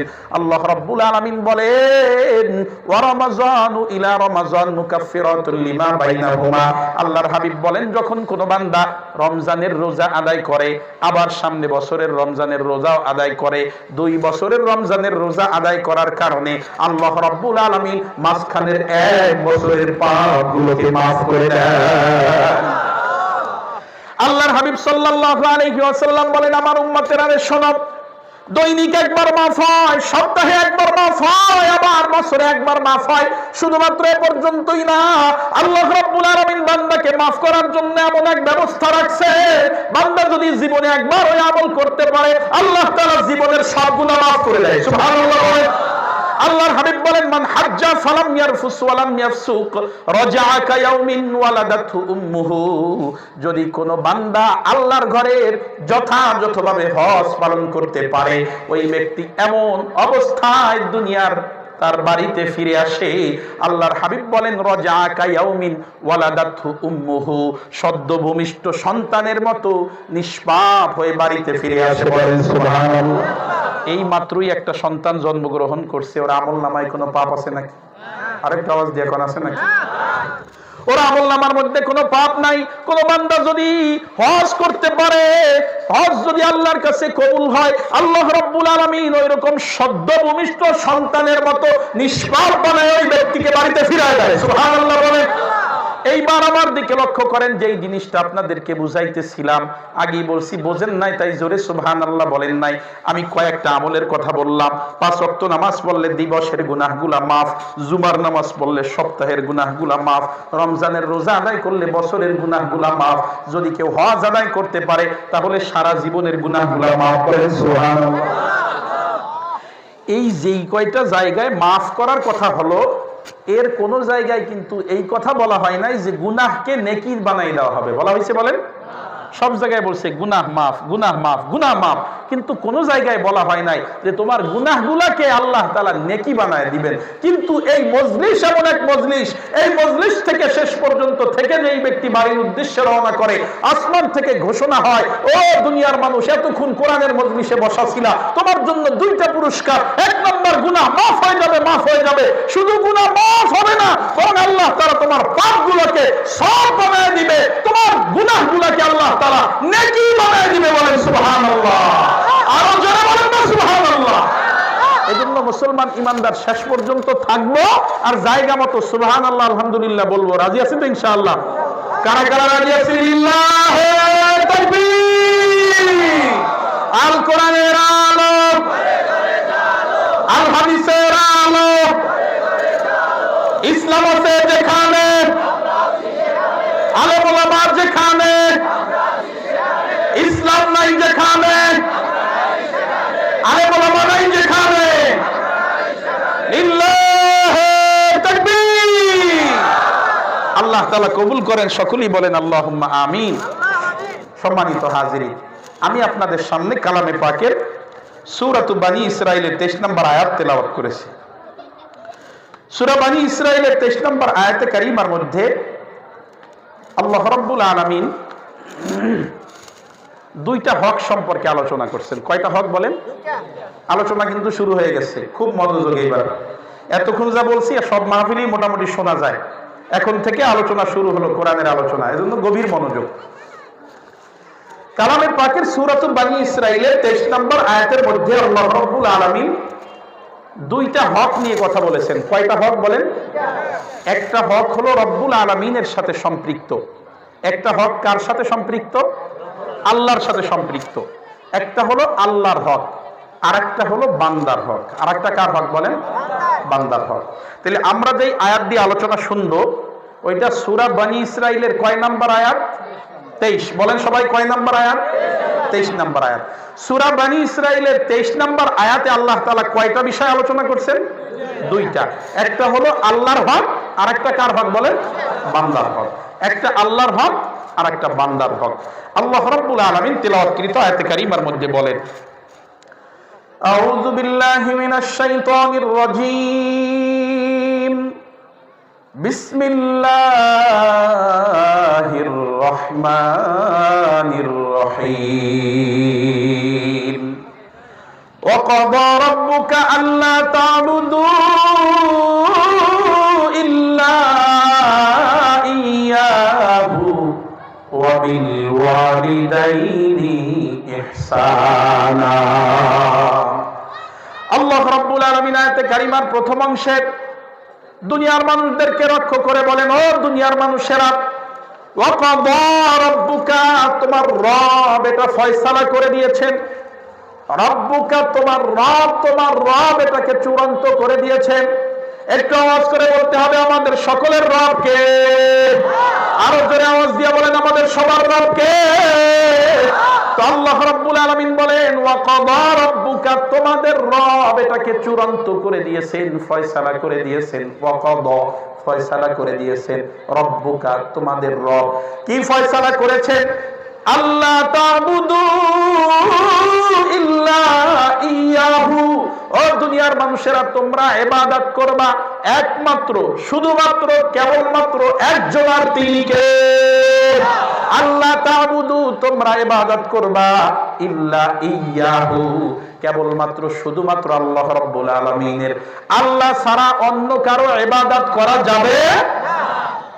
আল্লাহ রাব্বুল আলামিন বলেছেন, ওয়া ক্বাদা, ফয়সালা করে দিয়েছেন, চূড়ান্ত করে দিয়েছেন, দুনিয়ার মানুষকে আল্লাহ রাব্বুল আলামিনের ইবাদত করতে হবে। ইবাদত বলতে যা কিছু বুঝায়, ইবাদত বলতে যা কিছু আছে, এটা হতে হবে একজন, আর কি তিনি কে? ইবাদত বলতে আমরা যা কিছু বুঝি, রুকু, সাজদা, নামাজ, তেলাওয়াত, চূড়ান্ত সম্মান, মান্যত ইত্যাদি, এই সব কিছু হতে হবে একজনের জন্য, তিনি কে? আমার দিকে লক্ষ্য করেন, আমার দিকে লক্ষ্য করেন। আল্লাহ পাক রব্বুল আলামিন বলেন, আল্লাহ তা'বুদু ইল্লা ইয়াহু, ইবাদত করবে একমাত্র শুধুমাত্র আল্লাহ রাব্বুল আলামিনের। দুনিয়ার মানুষ আল্লাহকে বাদ দিয়ে অন্য কারো ইবাদত করতে পারে? আরো জোরে বলেন, পারে? আমরা সবাই বললাম পারে না, অথচ সেজদা এটা কি বলেন? ইবাদত। সেজদা কি বলেন? তো এই মানিকগঞ্জে পীরের পায়ে সেজদা দেওয়া মানুষ আছে না নাই? মানিকগঞ্জে কবরের মধ্যে, মাজারের মধ্যে সেজদা দেওয়ার মানুষ আছে না নাই? তো ইবাদত বলতে যা কিছু করতে হয়, এটা করতে হবে একজনের জন্য। তিনি কে? আল্লাহ রাব্বুল আলামিন কালামে পাকের মধ্যে বলেন, ও দুনিয়ার মানুষেরা শোনো, আমি আল্লাহ তাআলা আসমান জমিনের মধ্যে যত পয়গম্বর পাঠিয়েছি, যত নবী পাঠিয়েছি, সমস্ত নবীদের দাওয়াত ছিল এটা। সমস্ত নবীরা এই কথার উপরই দাওয়াত দিয়েছেন। দুনিয়ার সব নবীরা মানুষদেরকে ইবাদতের দিকে দাওয়াত দিয়েছেন। আল্লাহ রাব্বুল আলামিন কালামে পাকের মধ্যে দুনিয়ার মানুষদেরকে লক্ষ্য করে জানায় দেন, ও দুনিয়ার মানুষেরা, ওয়ালাকাদ আরসালনা নূহান ইলা কওমিহি ফাকালা ইয়া কওমি ইবুদুল্লাহ। আমি আল্লাহ রাব্বুল আলামিন নূহ আলাইহিস সালাতু ওয়াস সালামকে তার সম্প্রদায়ের কাছে পাঠিয়েছিলাম, তার জাতির কাছে পাঠিয়েছি। হযরতে নূহ গিয়া তার জাতিকে দাওয়াত দিয়েছেন, উবুদুল্লাহ মা লাকুম মিন ইলাহিন গায়রু। আমার সম্প্রদায় আল্লাহ তাআলার ইবাদত করো, তিনি ছাড়া ইবাদতের উপযুক্ত দুনিয়ায় আর কেউ নাই। আল্লাহ রাব্বুল আলামিন বলেন, ওয়া ইলা আদিন আখাহুম হুদা। আদ জাতির কাছে আমি হযরতে হুদ আলাইহিস সালাতু ওয়াস সালামকে পাঠিয়েছিলাম। হযরতে হুদ আলাইহিস সালাতু ওয়াস সালাম তিনি তার সম্প্রদায়কে দাওয়াত দিয়েছেন, উবুদুল্লাহ মা লাকুম মিন ইলাহিন গায়রু। আমার সম্প্রদায় তোমরা আল্লাহর ইবাদত করো, যিনি ছাড়া আর কোনো মাবুদ নাই। ওয়া ইলা সামুদ আখাহুম সালিহা। আমি ওয়াইলা সামুদ আখাহুম সালিহা। সামুদ জাতির কাছে আমি হযরতে সালেহ আলাইহিস সালামকে পাঠিয়েছিলাম। হযরতে সালেহ আলাইহিস সালাতু ওয়াস সালাম তার সম্প্রদায়কে দাওয়াত দিয়েছেন, ও আমার সম্প্রদায় তোমরা একমাত্র আল্লাহর ইবাদত করো। বলেন সুবহানাল্লাহ। এভাবে করে যদি নবীদের নাম ধরে ধরে বলতে থাকি, সমস্ত নবীরা তার উম্মতদেরকে দাওয়াত দিয়েছেন তার একজনের ইবাদত করার জন্য। তিনি কে? শুধুমাত্র একজন দুইজন নবীর নাম বলে বলে বলে আপনাদেরকে বলার প্রয়োজন নাই। আল্লাহ রাব্বুল আলামিন কালামে পাকের সূরাতুন নাহলের 36 নম্বর আয়াতে জানায় দিয়েছেন, ও দুনিয়ার মানুষ, আমি আল্লাহ তাআলা দুনিয়ার মধ্যে যত নবীদেরকে পাঠিয়েছি, সমস্ত নবীরাই তার উম্মতদেরকে, তার কওমকে একজনের ইবাদতের জন্য দাওয়াত দিয়েছেন। তিনি কে? আল্লাহ রাব্বুল আলামিন সূরাতুন নাহলের 36 নম্বর আয়াতের মধ্যে বলেন, ওয়া লাকাদ বাসনা ফি কুল্লি উম্মাতির রাসূলা আন ইয়াবুদুল্লাহ ওয়াজতানিবুত তাগুত। আমি যখনই কোন সম্প্রদায়ের কাছে কোন নবী পাঠিয়েছি, ওই নবী ওই সম্প্রদায়কে দাওয়াত দিয়েছে, আমার সম্প্রদায় তোমরা একজনের ইবাদত করবে। তিনি কে? এজন্য দুনিয়ার মানুষ ইবাদত করবে একজনের। তিনি কে? আল্লাহ ছাড়া অন্য কারো ইবাদত করা যায় না।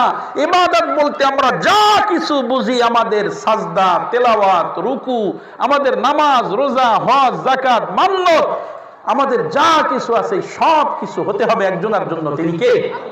আল্লাহ। ইবাদতের সম্পর্কে খুব বেশি আর আলোচনা করব না, ইবাদত নিয়ে অনেক আলোচনা হয়। আমার মূল টার্গেট হলো পরবর্তী অংশে। তো প্রথম অংশের মধ্যে আল্লাহ রাব্বুল আলামিন নিজের হক নিয়ে আলোচনা করছেন। এই হক হলো যে বান্দা তুমি ইবাদত করবা কার? আরো জোরে বলেন, কার? বান্দাকে একজনের ইবাদত করতে হবে। তিনি কে? আল্লাহ। এরপরে দ্বিতীয় অংশ, এই অংশের মধ্যে আল্লাহ রাব্বুল আলামিন বলেন, ওয়াবিল ওয়ালিদাইনি ইহসানা। দুনিয়ার মুসলমান আমার দিকে লক্ষ্য করে, আমি আপনাদের সামনে কালামে পাকের সূরাতু বনী ইসরাঈলের 23 নম্বর আয়াত তেলাওয়াত করেছি। তেলাওয়াতকৃত আয়াতের মধ্যে আল্লাহ রাব্বুল আলামিন দুইটা বিষয় ফয়সালা করেছেন। একটা হলো নিজের ব্যাপারে, নিজের হক নিয়ে বান্দার সামনে আলোচনা করেছেন। আল্লাহ রাব্বুল আলামিন বলেন, ও আমার বান্দারা তোমরা ইবাদত করবে একমাত্র আমার। 2 নাম্বার ফয়সালা, 2 নাম্বার যে হক, সেটা হলো বান্দার হক। আল্লাহ রাব্বুল আলামিন বান্দার হক সমূহের মধ্যে, বান্দাদের মধ্যে সবচেয়ে দামি যারা, এরকম 2 জন মানুষের হক বর্ণনা করেছেন। বলেন সুবহানাল্লাহ। বান্দার হক বর্ণনা করতে গিয়ে আল্লাহ তাআলা কয়জনের হক বর্ণনা করছেন? আরো আওয়াজ দিয়ে বলেন, কয়জনের? 2টা আঙ্গুল দেখায় বলেন, কয়জনের? দুইজনের হক আল্লাহ তাআলা বর্ণনা করেছেন। এই দুইজনকে তালাশ করার জন্য আমাদের ঢাকায় যাওয়া লাগবে এমন না, আমাদেরকে এখান থেকে বরিশাল যেতে হবে বা মক্কা মদিনায় যেতে হবে এমন না। এমন দুইজন মানুষের হক আল্লাহ তাআলা বর্ণনা করেছেন, যেই দুইজন আমাদের ঘরের মধ্যেই আছে। বলেন সুবহানাল্লাহ। আল্লাহ রাব্বুল আলামিন বলেন ওয়া বিল ওয়ালিদাইনি ইহসানা। ও দুনিয়ার মানুষ, তোমার রব ফয়সালা করে দিয়েছে, তুমি তোমার আব্বা আম্মার সাথে ইহসান পূর্ণ আচরণ করবা। সুবহানাল্লাহ বলেন। আব্বা আম্মার সাথে ইহসান আচরণ করতে হবে, ইহসান আচরণ করতে হবে। ইহসান কাকে বলে একটু তাফসীরের মধ্যে যাব, তারপরে মূল আলোচনায় ঢুকে যাব। তাফসীর একটু খেয়াল করেন। আল্লাহ তাআলা বলছেন, আমার বান্দারা তোমরা আব্বা আম্মার সাথে যেই আচরণটা করবা ওই আচরণটার নাম হলো ইহসান। বলেন তো আব্বা আম্মার সাথে যেই আচরণ করা লাগবে ওই আচরণের নাম কি? আরো একবার বলেন নাকি? ইহসান। আব্বা আম্মার সাথে ইহসান করতে হবে। মানুষ মানুষের সাথে যে আচরণগুলো করে এই আচরণগুলো তিন রকম হয়। কয় রকম বলেন? তিন রকম। আমি এখানে ওয়াজ করতেছি, হঠাৎ করে ভাই আমার একটা চর দিছে কোনো অপরাধ ছাড়াই। এই যে ভাই আমার সাথে যে আচরণটা করছে এই আচরণটার নাম হলো জুলুম। এটার নাম কি বলেন? জুলুম। অন্যায় ভাবে আমার একটা চর দিছে, চরটা খাওয়ার পরে আমিও উঠে ভাইরে আর একটা দিছি, এইটার নাম হলো ইনসাফ। এইটার নাম কি বলেন? ভালোর বিনিময়ে ভালো, খারাপের বিনিময়ে খারাপ।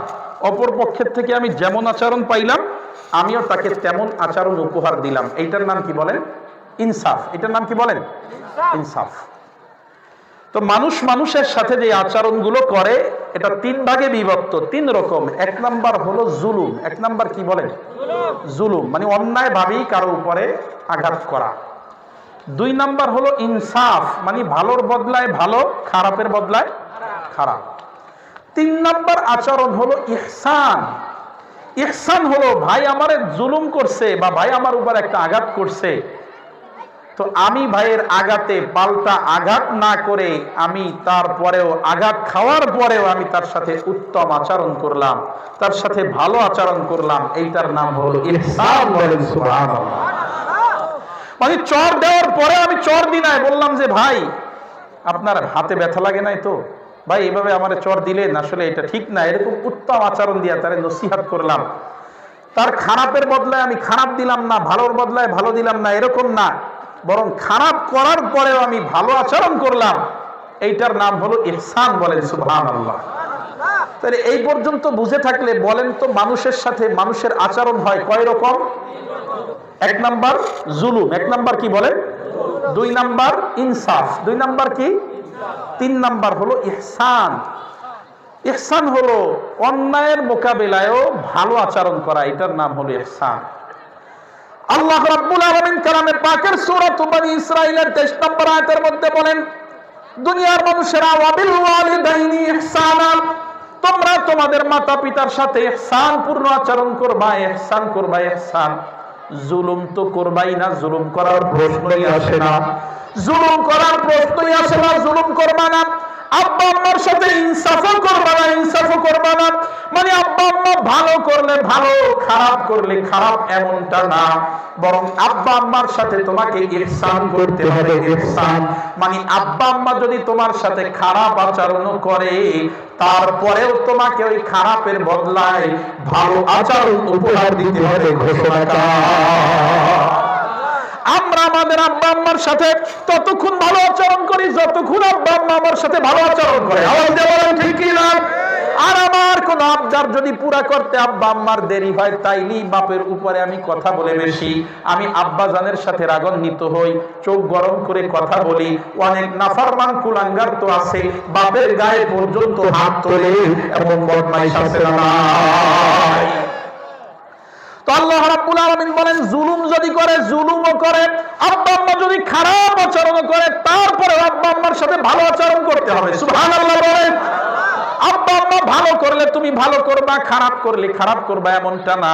আব্বা আম্মা যদি বলে আমার বাড়ির থেকে বের হয়ে যা, প্রয়োজনে বের হয়ে যেতে হবে, তারপরে আব্বা আম্মার সাথে খারাপ আচরণ করা যাবে না, ঘোষণা করা।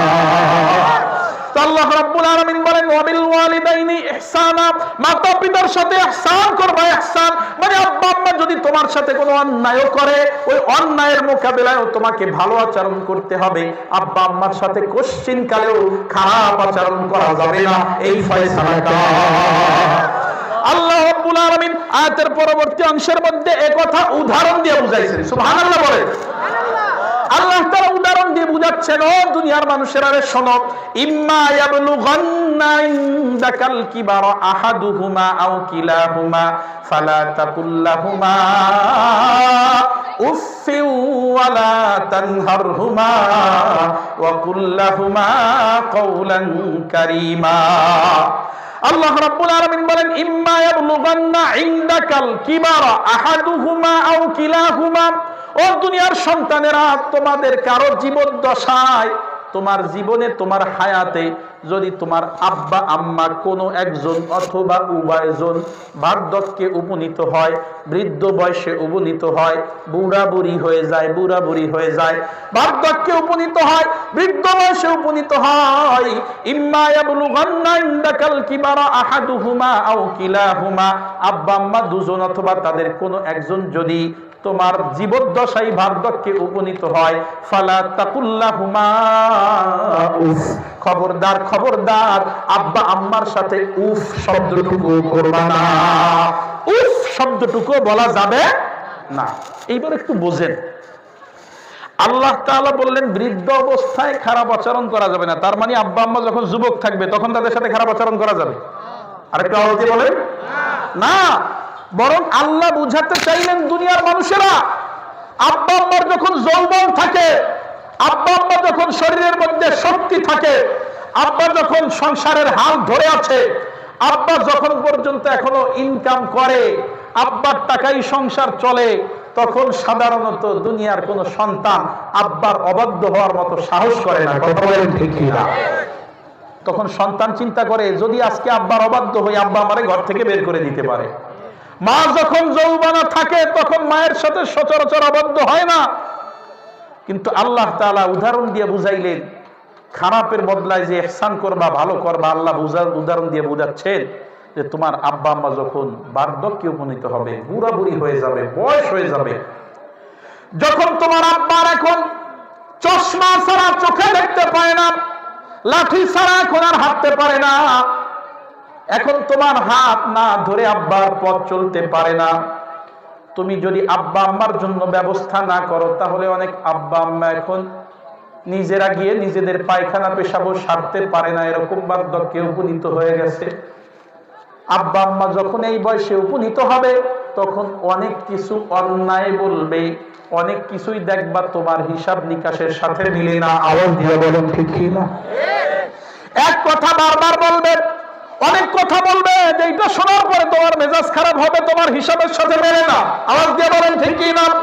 কারণ আব্বা আম্মার হিসাবের সাথে আমাদের হিসাব নিকাশ মেলার কথাও না। আওয়াজ দিয়ে বলেন না কেন? আব্বা আম্মার হিসাব নিকাশের সাথে আমাদের হিসাব নিকাশ মেলার কথা না। কারণ আব্বার বয়স 50 বছর, আজকের থেকে 40-50 বছর আগে আব্বা 40 টাকা দিয়া, 25 টাকা দিয়া, 20 টাকা দিয়া একটা গরু কিনে বাড়িতে আসছে। আওয়াজ দিয়ে বলেন ঠিক কি না? কিন্তু তুমি বর্তমান সময়ে 25 টাকায় গরু তো দূরের কথা, একটা ঘড়িও কেনা সম্ভব না। আওয়াজ দিয়ে বলেন ঠিক কি না? এজন্য আব্বা আম্মার সাথে তোমার হিসাব নিকাশ মিলবে না। আব্বা আম্মা ব্যাকডেটেড হয়ে গেছে, তুমি আধুনিক, এটা ঠিক।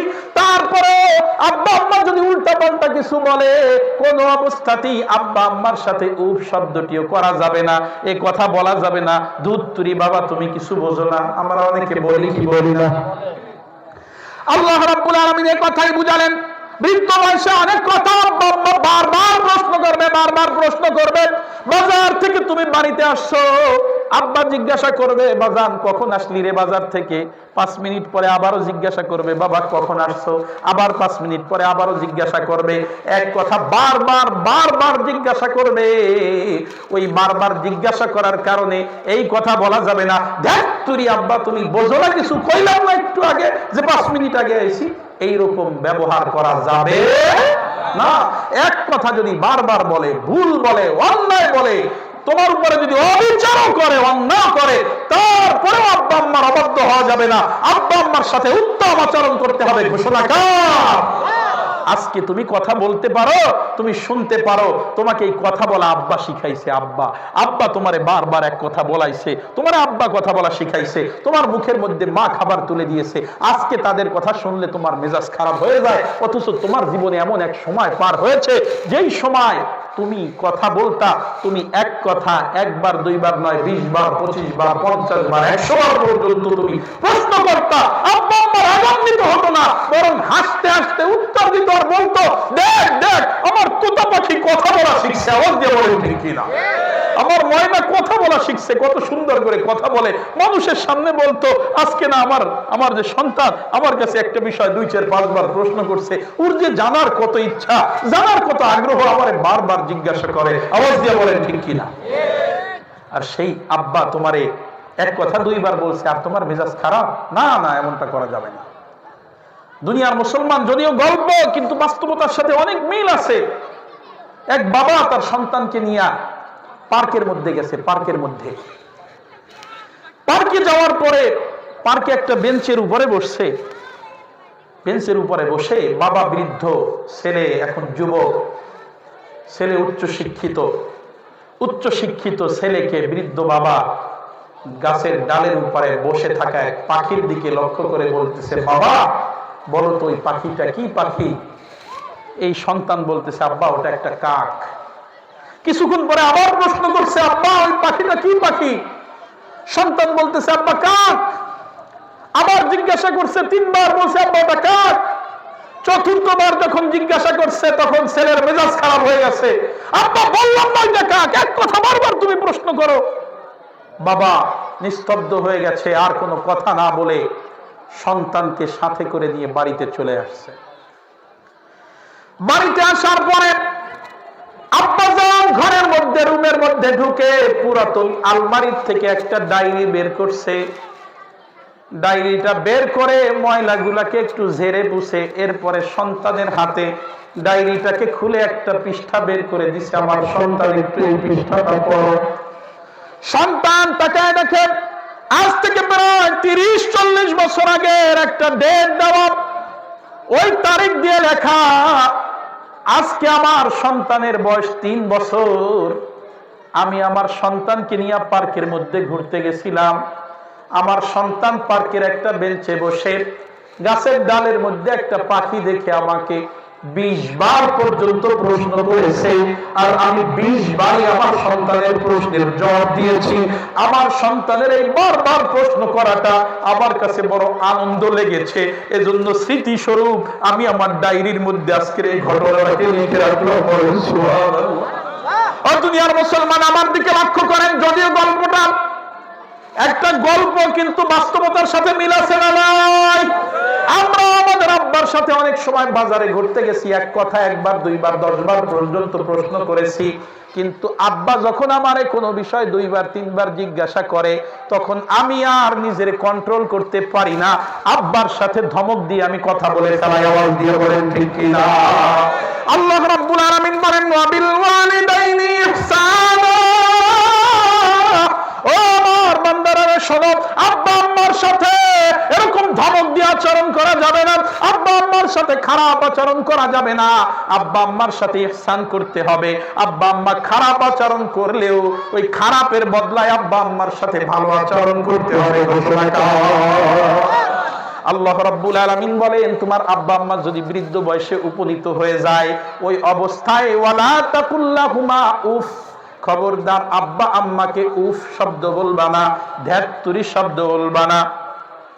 ওয়ালা তানহারহুমা, আব্বা আম্মাকে ধমক দিয়ে কথা বলবা না।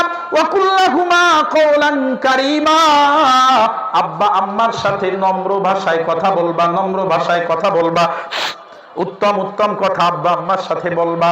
ওয়া কুল্লাহুমা কওলান কারীমা ওয়াখফিদ লাহুমা জানাহাজ যুল্লি মিনার রাহমা, আব্বা আম্মার জন্য দয়ার চাদরকে বিছায় দিবা। ওয়াখফিদ লাহুমা জানাহাজ যুল্লি মিনার রাহমাতি ওয়া কুর রাব্বিরহামহুমা কামা রাব্বায়ানি সগীরা, জীবদ্দশায় যতদিন আছে ততদিন এভাবে আব্বা আম্মার খেদমত করতে থাকবা। আর এরপরে আব্বা আম্মা যখন দুনিয়ার থেকে বিদায় হয়ে যাবে তখন আব্বা আম্মার জন্য আল্লাহর কাছে দোয়া করবা, মালিক আল্লাহ, আমার আব্বা আম্মা শৈশবে আমাকে যেভাবে লালন পালন করেছেন আপনি আমার আব্বা আম্মাকে পরপারে সেইভাবে লালন পালন করে। দুনিয়ার মুসলমান ইমানদার, যেই আয়াত আমি তেলাওয়াত করছি আয়াতের তরজমা মোটামুটি ব্যাখ্যা শেষ। আয়াতের মধ্যে আল্লাহ তাআলা দুইটা বিষয় আলোচনা করছেন, একটা হলো তার ইবাদত, দুই নাম্বার মাতা পিতার খেদমত। মাতা পিতার খেদমতের মধ্যে আল্লাহ তাআলা বলছেন ইহসান আচরণ করতে হবে, খারাপ আচরণ করা যাবে না। আব্বা আম্মা খারাপ করলেও তার সাথে ভালো আচরণ করতে হবে, বলেন সুবহানাল্লাহ। আব্বা আম্মার সাথে ভালো আচরণ কেন করবেন, কেন? প্রশ্নের জবাব বুখারী শরীফ 5970 নম্বর হাদিসের বর্ণনা। হাদিসের বর্ণনাকারী সাহাবী হযরত আব্দুল্লাহ ইবনে মাসউদ রাদিয়াল্লাহু তাআলা আনহু, হযরত আব্দুল্লাহ ইবনে মাসউদ রাদিয়াল্লাহু তাআলা আনহু বলেন সাআলতুন নাবিয়্যা সাল্লাল্লাহু আলাইহি ওয়াসাল্লাম, আমি রাসূলুল্লাহ সাল্লাল্লাহু আলাইহি ওয়াসাল্লামকে প্রশ্ন করলাম আইয়ুল আমালি আহাব্বু ইলাল্লাহি আযজা ওয়া জাল, ও আল্লাহর হাবিব আল্লাহর কাছে সবচেয়ে পছন্দনীয় আমল কোনটা? সুবহানাল্লাহ বলেন। সাহাবায়ে কেরামের প্রশ্ন, সাহাবায়ে কেরাম আমলের ব্যাপারে প্রশ্ন করেন আল্লাহর হাবিব সাল্লাল্লাহু আলাইহি ওয়াসাল্লামের কাছে। হযরতে আব্দুল্লাহ ইবনে মাসউদ রাদিয়াল্লাহু তাআলা আনহু প্রশ্ন করলেন আইয়ুল আমালি আহাব্বু ইলাল্লাহি আযজা ওয়া জাল, ও আল্লাহর হাবিব আমাকে বলে দেন আল্লাহর কাছে সবচেয়ে পছন্দনীয় আমল কোনটা? আল্লাহর হাবিব সাল্লাল্লাহু আলাইহি ওয়াসাল্লাম বলেন as-সালাতু আলা ওয়াক্তিহা, ওয়াক্ত মতো নামাজ আদায় করা আল্লাহর কাছে সবচেয়ে পছন্দনীয় আমল। সুবহানাল্লাহ বলেন। হযরত আব্দুল্লাহ ইবনে মাসউদ রাদিয়াল্লাহু তাআলা আনহু বলেন সুম্মা আইয়ুন, ও আল্লাহর হাবিব এরপরে সবচেয়ে পছন্দনীয় আমল কোনটা?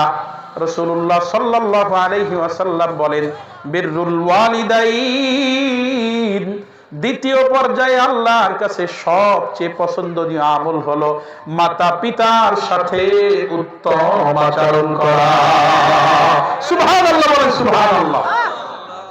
দুনিয়ার মধ্যে বান্দা যত আমলগুলো করে, আজ আল্লাহর সন্তুষ্টির জন্য আমরা পীরের দরবারে যাই, পীরের কাছে হাদিয়া নিয়ে যাই। আজ আমরা আল্লাহ পাকের সন্তুষ্টির জন্য কত কাজই না করি, কিন্তু আল্লাহর হাবিব জানায় দিলেন তুমি যদি আল্লাহর প্রিয় হতে চাও, আল্লাহর পছন্দনীয় হতে চাও, আল্লাহর কাছে পছন্দনীয় আমল যদি করতে চাও, তাইলে তুমি মাতা পিতার খেদমত করো, মাতা পিতার সাথে উত্তম আচরণ আল্লাহর কাছে সবচেয়ে পছন্দনীয় আমল। বলেন সুবহানাল্লাহ। দুনিয়ার মুসলমান ইমানদার আমার দিকে লক্ষ্য করেন, আল্লাহ পাকের কাছে সবচেয়ে পছন্দনীয় আমল হলো মাতা পিতার সাথে সদাচরণ করা। হযরতে আব্দুল্লাহ ইবনে আমর রাদিয়াল্লাহু তাআলা আনহু আল্লাহর হাবিব সাল্লাল্লাহু আলাইহি ওয়াসাল্লামের একজন উল্লেখযোগ্য সাহাবী। হযরতে আব্দুল্লাহ ইবনে আমর রাদিয়াল্লাহু তাআলা আনহু বলেন, বুখারী শরীফের 5972 নাম্বার হাদিস, আব্দুল্লাহ ইবনে আমর বলেন আল্লাহর হাবিবের কাছে এসে একজন ব্যক্তি বললেন ইয়া রাসূলুল্লাহ উজাহিদু, আমি জিহাদে যেতে চাই। সুবহানাল্লাহ বলেন। ইয়া রাসূলুল্লাহ ইয়া হাবিবাল্লাহ, আমি জিহাদ করতে চাই, জিহাদ করতে চাই।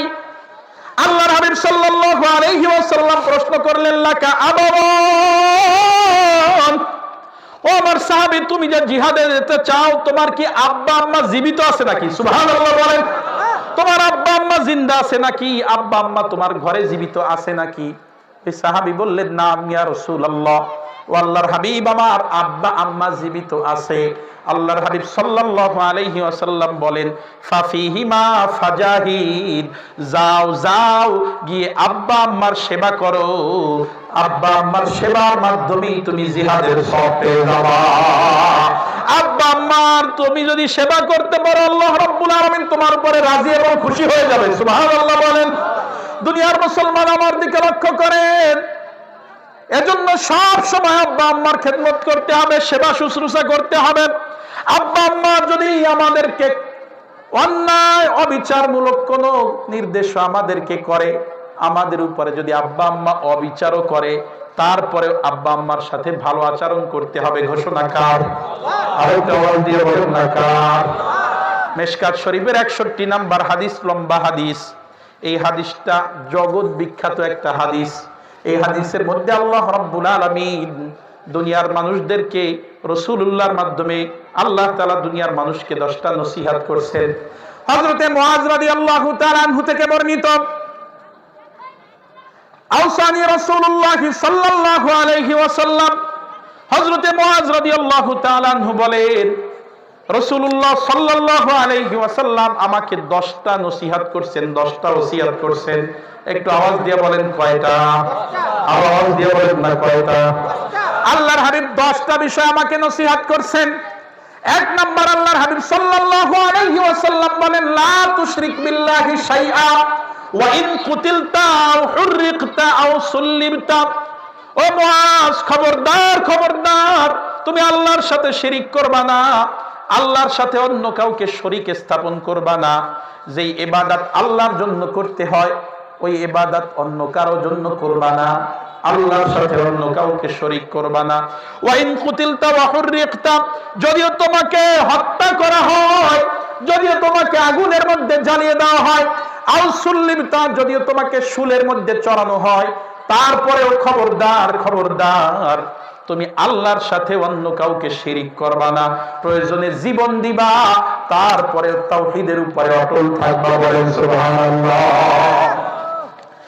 আল্লাহর হাবিব সাল্লাল্লাহু আলাইহি ওয়াসাল্লাম বলেন, মুআজ 2 নাম্বার উপদেশ হলো, ওয়ালা তাউক্কান্না ওয়ালিদাইকা, খবরদার খবরদার, তুমি তোমার আব্বা আম্মার অবাধ্য হবে না, আব্বা আম্মার সাথে অসৎ আচরণ করবা না, আব্বা আম্মার অবাধ্য হবে না, পিতামাতার অবাধ্য হবে না। ওয়া ইন আমারাকা আন তাখরুজা মিন আহলিকা ওয়া মালিক, যদি তোমাকে আব্বা আম্মা তোমার সম্পদ থেকে, তোমার পরিবার থেকে বের করেও দেয়, তোমাকে যদি সম্পদ থেকে বের হয়ে যেতে বলে, তোমাকে যদি পরিবার থেকে বের হয়ে যেতে বলে, আঞ্চলিক ভাষায় বলা যায়, যদি তোমাকে তোমার আব্বা আম্মা তেজ্য পুত্র ঘোষণা করে, তারপরেও খবরদার খবরদার, আব্বা আম্মার অবাধ্য হবে না। বলেন সুবহানাল্লাহ। ও দুনিয়ার মুসলমানের জন্য আব্বা আম্মা যদি অমূলক কোন নির্দেশ দেয়, এরপরে আব্বা আম্মার সাথে খারাপ আচরণ করা যাবে।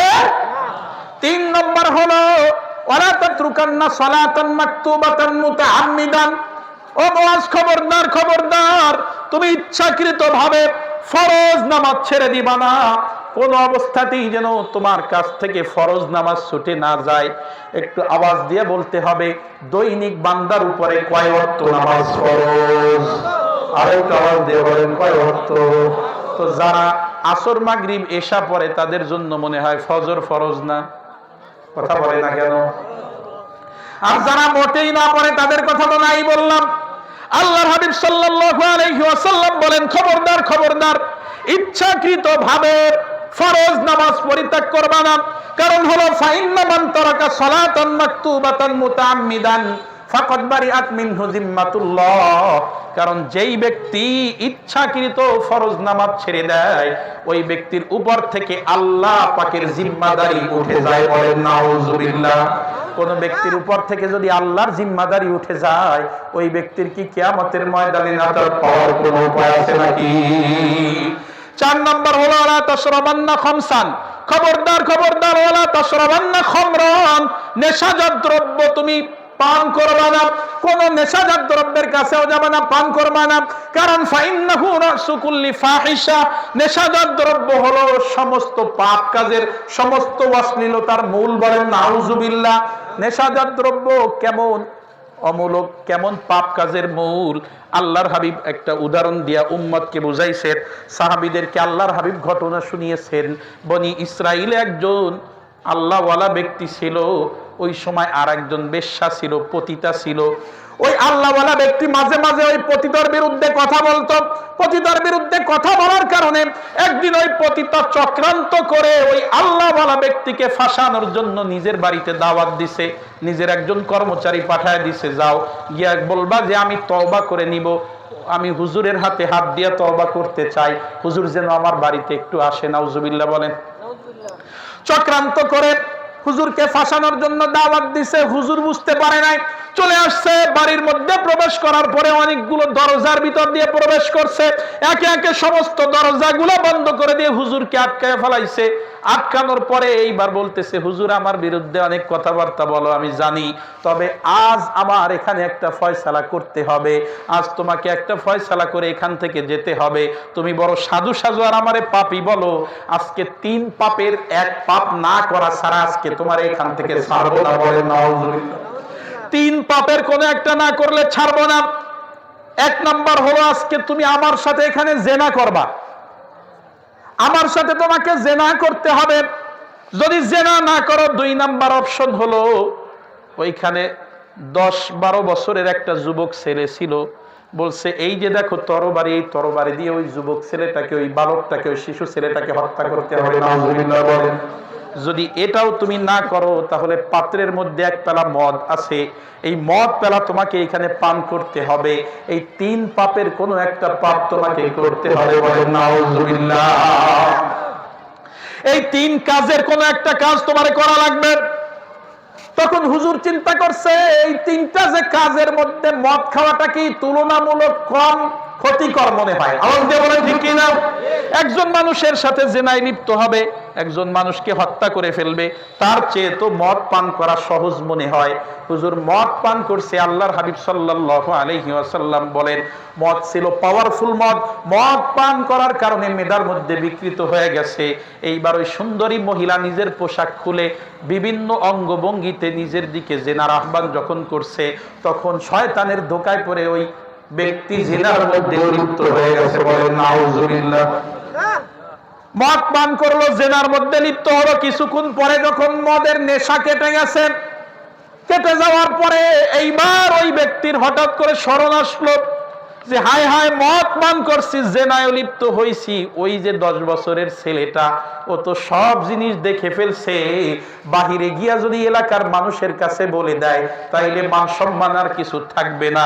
এইবার তরবারি নিয়ে ওই ছেলেটাকে হত্যা করে ফেলছে। বলেন নাউজুবিল্লাহ। 3টার মধ্যে সহজ মনে হয়েছে মদ পান করা। ওই মদ পান করার কারণে বাকি 2 পাপ কাজ করার জন্য বাধ্য হয়েছে। নাউজুবিল্লাহ বলেন। এজন্যই আল্লাহর হাবিব সাল্লাল্লাহু আলাইহি ওয়াসাল্লাম বলেন, ওয়ালা তাশরাবান্না খামরান, খবরদার খবরদার নেশাজাত দ্রব্যের কাছেও যাবা না, নেশাজাত দ্রব্য পান করবা না।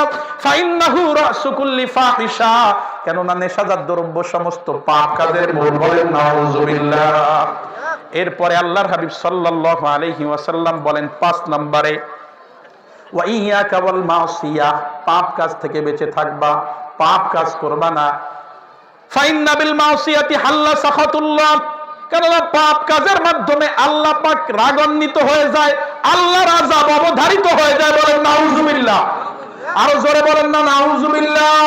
এজন্য দেখবেন দুনিয়ার সবাই মিলে আল্লাহর কাছে রহমতের দোয়া করতেছি, আল্লাহ আমার দেশের উপরে শান্তি দেন, কিন্তু মূলত দেশের মধ্যে শান্তি আরো জোরে বল নাই। কারণ হলো পাপীদের উপরে আল্লাহর শান্তি আসে না।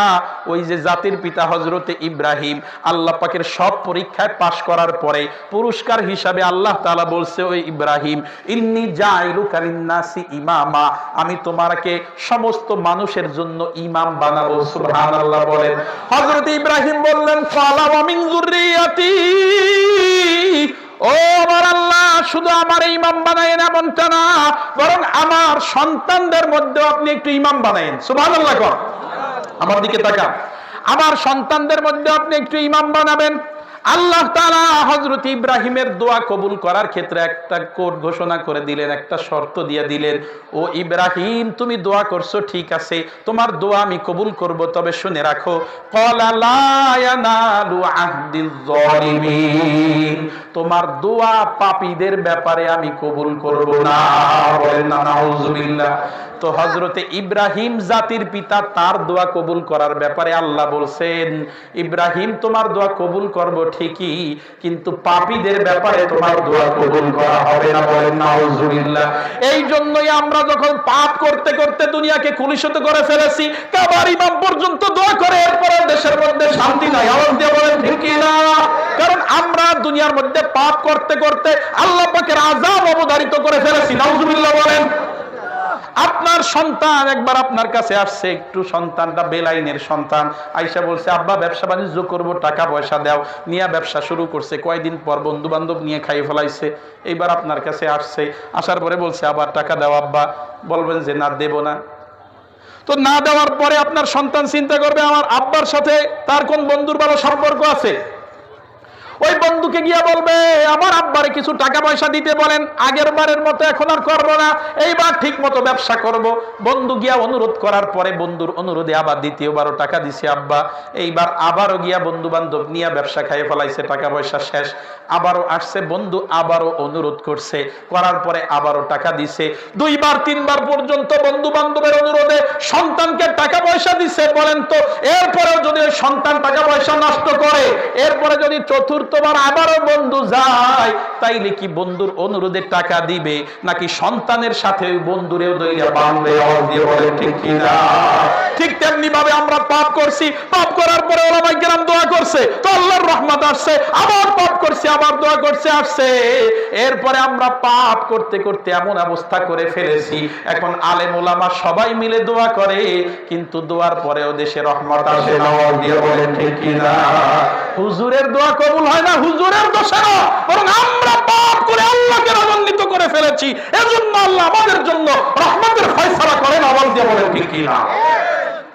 এজন্য বলতেছিলাম আল্লাহর হাবিব বলেন ওয়াইয়াকা ওয়াল মাসিয়া, পাপ কাজ থেকে বেঁচে থাকো, কারণ পাপ কাজ করলে আল্লাহর রাগ, আল্লাহর আযাব অবধারিত হয়ে যায়। এরপরে আল্লাহর হাবিব ৬ নম্বরে বলেন ওয়াইয়াকা ওয়াল ফিরার মিনাজ যাহব ওয়া ইন হালাকান নাস, খবরদার যুদ্ধের ময়দান থেকে পলায়ন করবা না, যদিও সব মানুষ নিহত হয় তারপরেও পালাবা না। এরপরে আল্লাহর হাবিব সাল্লাল্লাহু আলাইহি ওয়াসাল্লাম বলেন ৭ নম্বরে আল্লাহর হাবিব সাল্লাল্লাহু আলাইহি ওয়াসাল্লাম বলেন ও দুনিয়ার মানুষেরা, ওয়াইযা আসাবান নাসা মাউতুন ওয়া আনতা ফীহিম, যদি কোনো এলাকার মধ্যে মহামারী দেখা দেয় আর ওখানে তুমি থাকো, তাইলে ওই এলাকার থেকে বের হবা না। সুবহানাল্লাহ বলে। এটা আরেকটু জোরে কোন সুবহানাল্লাহ। এটা বিজ্ঞানের থিওরি। গত 19 সালে আমাদের করোনা আসলো, বিজ্ঞান বলল যে খবরদার লকডাউন, যে যেখানে আছেন ওইখান থেকে আর নড়া যাবে না। আমরা তো মনে করি বিজ্ঞান আমাদেরকে এই থিওরি দিছে, কিন্তু আজকের থেকে 1450 বছর পূর্বে সকল বিজ্ঞানীর বিজ্ঞানী মুহাম্মদুর রাসূলুল্লাহ সাল্লাল্লাহু আলাইহি ওয়াসাল্লাম বলেছেন, উম্মত যদি মহামারী, যদি তুমি যে এলাকায় আছো এলাকায় যদি মহামারী দেখা দেয়, খবরদার তুমি ওখানে অবস্থান করবা, ওখান থেকে বের হবা না, এখান থেকে কেউ যাবে না, বাহির থেকে কেউ এখানে আসবে না। সুবহানাল্লাহ বলেন সুবহানাল্লাহ। এরপরে আল্লাহর হাবিব বলেন ওয়ানফিক আলা আহলিকা মিন তাওলিক, তুমি তোমার পরিবারের উপরে তোমার সাধ্য অনুযায়ী খরচ করবা, তোমার সাধ্য অনুযায়ী তুমি ব্যয় করবা। আজকে আমার বেতন হলো 10,000, অথচ আমার ছেলের মাসিক পকেট খরচ হইল 15,000। এমন মানুষ আমাদের সমাজে আছে না নাই? আজ আমার বেতন হলো 30,000 আর আমার সন্তানের পকেট খরচ হইলো 50,000, এমন মানুষ আছে না নাই? কিন্তু আল্লাহর হাবিব বলছেন তোমার সাধ্য অনুযায়ী, তোমার সামর্থ্য অনুযায়ী তুমি তোমার পরিবারে ব্যয় করবা। আমি যখন আমার সামর্থ্যের বাহিরে আমার পরিবারে ব্যয় করা শুরু করছি, 30,000 টাকা ইনকাম করার পরে 2 লাখ টাকা খরচ থেকে আসছে, তখন আমি আমার অফিস আদালতে সুদ ঢুকাইছি। আওয়াজ দিয়ে বলেন ঠিক কি না? এরপরে আল্লাহর হাবিব সাল্লাল্লাহু আলাইহি ওয়াসাল্লাম বলেন ওয়ালা তারফা আনহুম আসাকা আদাবা, খবরদার খবরদার তুমি তোমার পরিবারের উপর থেকে আদবের লাঠি উঠাবা না, আদবের লাঠি উঠাবা না। আদব শিক্ষার জন্য লাঠি রাখবা, মানে পরিবারে তুমি শাসন রাখবা। তুমি তোমার পরিবারে তোমার অধীনস্থদেরকে শাসন বিমুখ বানাবা না, একদম শাসন ছেড়ে দিছে এমনটা না। কারণ দুনিয়ার জমিনে যেদিন থেকে শাসন উঠে গেছে, আগে একটা সময় এমন ছিল যে এলাকার কোনো যুবক ছেলে রাস্তার মাথায় দাঁড়ায় আছে, দেখছে 1 কিলোমিটার দূরে এলাকার কোনো মুরাব্বি আসতেছে, সাথে সাথে জামার বুদাম লাগানো না থাকলে বুদামগুলো লাগাইছে, সোজা হইয়া নিচু হয়ে দাঁড়ায়া যখন চাচা আসছে মাথা নিচু করে সালাম দিছে, আসসালামু আলাইকুম ওয়া রাহমাতুল্লাহ, চাচা কেমন আছেন? কথা বলে ঠিক কিনা? কিন্তু যখন থেকে সমাজে এই কথা বলা শুরু হয়েছে যে আমার সন্তান যা মন চায় করবে, আমার সন্তানকে শাসন করার তুমি কে, তখন থেকে সমাজ নষ্ট হয়ে গেছে। আওয়াজ দিয়ে বলেন ঠিক কিনা? আজকে যুবক রাস্তার মোড়ে দাঁড়ায় বিড়ি খায়, যুবকরে যখন নিষেধ করছে তুমি রাস্তার মোড়ে দাঁড়ায় বিড়ি খাও, চাচার সাথে যুবকের খারাপ আচরণ, চাচা গিয়া বাড়িতে যুবকের আব্বারে বলছে যে তোমার ছেলের দেখলাম রাস্তার মোড়ে বিড়ি খায়, রাস্তার মোড়ে দেখলাম তোমার ছেলের বিড়ি খাইতে। তখন বাপ উত্তর দেয় যে আমার ছেলে আমার টাকায় বিড়ি খায়, তাতে তোমার কি হয়েছে? কথা বলেন ঠিক কিনা? সমাজের মধ্য থেকে শাসন যখন উঠে গেছে, সমাজ ব্যবস্থা ধ্বংস হয়ে গেছে। আওয়াজ দিয়ে বলেন ঠিক। এজন্য মুসলমান ইমানদার 9 নম্বর আল্লাহর হাবিব এই উপদেশ দিলেন, খবরদার পরিবারের থেকে শাসনের লাঠি উঠাবা না। আর 10 নম্বর ওয়াখিফহুম ফিল্লাহ, তুমি তোমার পরিবারকে আল্লাহর ব্যাপারে ভয় দেখাবা। সুবহানাল্লাহ বলেন। আল্লাহর ব্যাপারে তাদেরকে ভয় দেখাবা, আল্লাহর আযাবের কথা তাদেরকে বলবা। আজ আমরা ভূতের ভয় দেখাই, কটকুড়ির ভয় দেখাই, অমুক টমুক অনেক কিছুর ভয় দেখাই, ছেলে ভাত খায় না তো অনেক জিনিসের ভয় দেখাই, কিন্তু প্রকৃত পক্ষে আমার সন্তান যুবক হয়ে গেছে, নামাজ পড়ে না, এই সন্তানকে আমি আল্লাহর জাহান্নামের ভয় দেখাই না। আওয়াজ দিয়ে বলেন ঠিক কিনা? এজন্য আমাকে সন্তানকে আল্লাহর পরিচয় দিতে হবে, আল্লাহর ব্যাপারে সন্তানকে সতর্ক করতে হবে। মুসলমান ইমানদার 10টা উপদেশ, আলোচ্য বিষয় হলো 2 নম্বর উপদেশ। আল্লাহর হাবিব সাল্লাল্লাহু আলাইহি ওয়াসাল্লাম বলেন, আমার উম্মতেরা রে, ওয়ালা তাউকান্না ওয়ালিদাইকা ওয়া ইন আমারাকা আন তাখরুজা মিন আহলিকা ওয়া মালিক, তোমার আব্বা আম্মা যদি তোমাকে তেজ্য পুত্র ঘোষণা করে, তারপরেও খবরদার খবরদার আম্মা আব্বার অবাধ্য হওয়া যাবে না।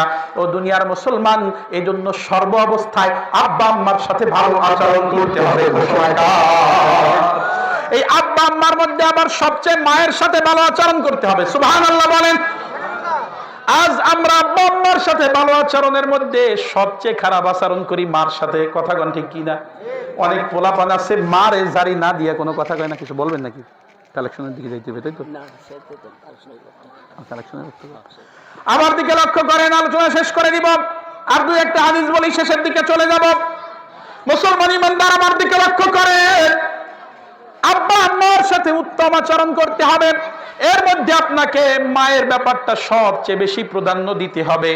হযরতে আবু হুরায়রা রাদিয়াল্লাহু তাআলা আনহু থেকে হাদিস বর্ণিত, রাসূলুল্লাহ সাল্লাল্লাহু আলাইহি ওয়াসাল্লামের কাছে একজন সাহাবী এসে বললেন, ও আল্লাহর হাবিব, মান আহাক্কু বিহুসনি সাহাবাতি ইয়া রাসূলুল্লাহ, দুনিয়ার মধ্যে সবচেয়ে উত্তম আচরণ আমি কার সাথে করব?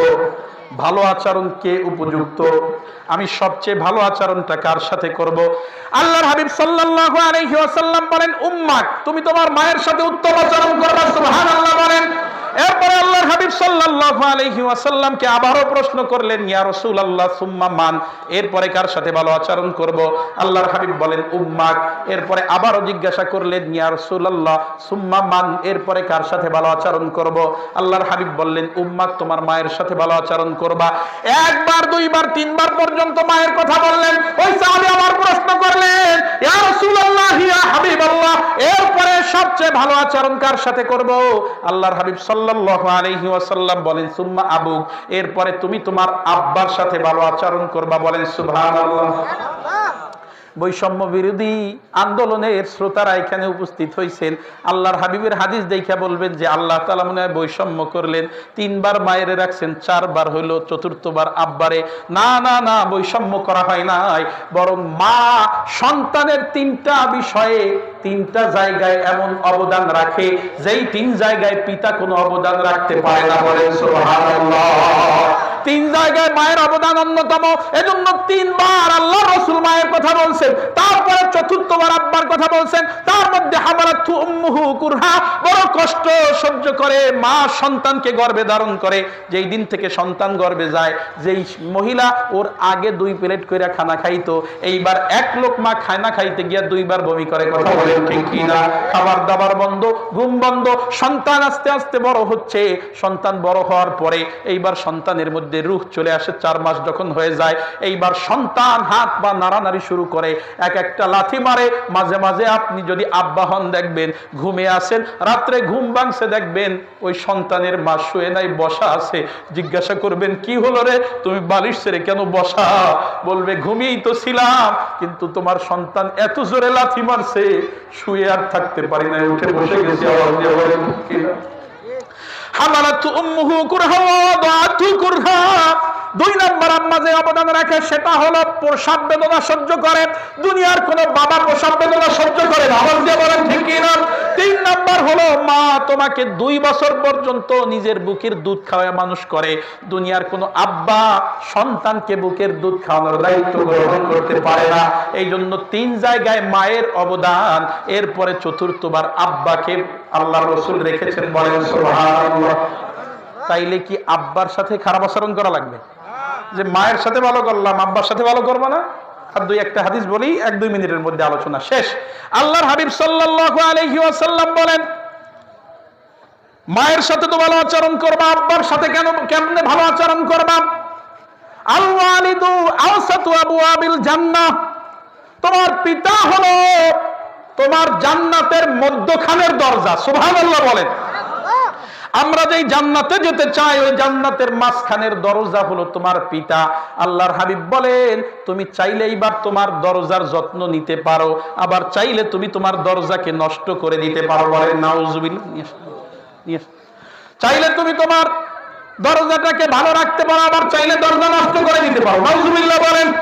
এজন্য মুসলমান ইমানদার আব্বার সাথে ভালো আচরণ করতে হবে যদি জান্নাতের দরজা ঠিক রাখতে চাই। যদি আব্বা নারাজ হয়ে যায় জান্নাতের মাঝখানের দরজাটা বন্ধ হয়ে যাবে। বলেন নাউজুবিল্লাহ। দুনিয়ার মুসলমান আব্বা আম্মার সাথে ভালো আচরণ করব, সবচেয়ে বেশি ভালো আচরণ করতে হবে মায়ের সাথে। মায়ের সাথে উত্তম আচরণ করতে হবে। আল্লাহর হাবিব সাল্লাল্লাহু আলাইহি ওয়াসাল্লামের কাছে মুআবিয়া ইবনে জাহিম রাদিয়াল্লাহু তাআলা আনহু নামক একজন সাহাবী হাজির হলেন। হাজির হয়ে বললেন, ইয়া রাসূলুল্লাহ কুনতু আরাদতুল জিহাদা মাআকা ওয়াবতাগি বিযালিকা ওয়াজহাল্লাহি ওয়াদ দারুল আখিরাহ। ও আল্লাহর হাবিব, আমি আপনার সাথে জিহাদ করতে চাই। সুবহানাল্লাহ বলেন।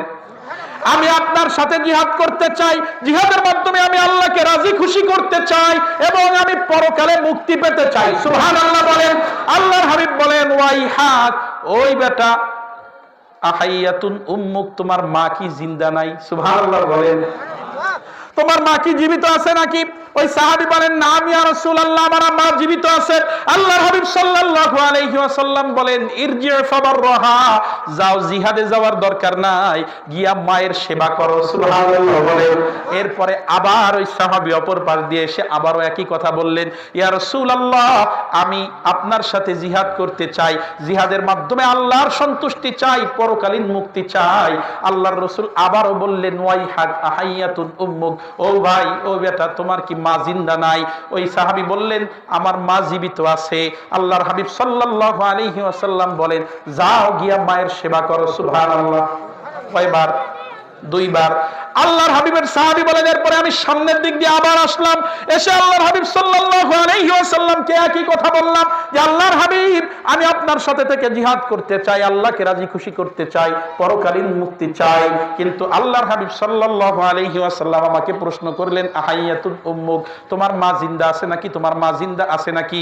এই প্রশ্ন করলে আমি বললাম, নাম ইয়া রাসূলুল্লাহ, আমার মা জিন্দা আছে।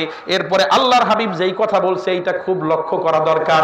মানিকগঞ্জের মুসলমান পীর ভক্ত বেশি, পীরের ভক্ত আপনি হন, কোনো সমস্যা নাই, হক্কানি পীরের ভক্তি হওয়া যায়, ভক্ত হওয়া যায়, হক্কানি পীরের হাতে হাত দিয়া তারপরে বায়াত হওয়া যায়। কিন্তু আব্বা আম্মাকে অবহেলা করে পীরের দরবারে যাওয়া যায় না। ঠিক কি না? পীরের কাছে যান জান্নাত পাওয়ার জন্য। আল্লাহর হাবিবের কাছে সাহাবী তিনবার আসছে, তিনবার প্রশ্ন করছে তোমার মা জিন্দা আছে নাকি?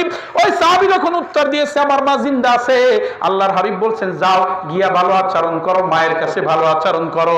এরপরে আল্লাহর হাবিব সাল্লাল্লাহু আলাইহি ওয়াসাল্লাম বলেন ইলজাম রিজিলাহা ফাসাম্মাল জান্নাহ। তৃতীয় পর্যায়ে আল্লাহর হাবিব বলেন যাও যাও মায়ের পা ধরে গিয়ে বসে থাকো, মায়ের পায়ের কাছে বসে থাকো, ফাসাম্মাল জান্নাহ, সেইখানে তুমি জান্নাত পেয়ে যাবে। বলেন সুবহানাল্লাহ।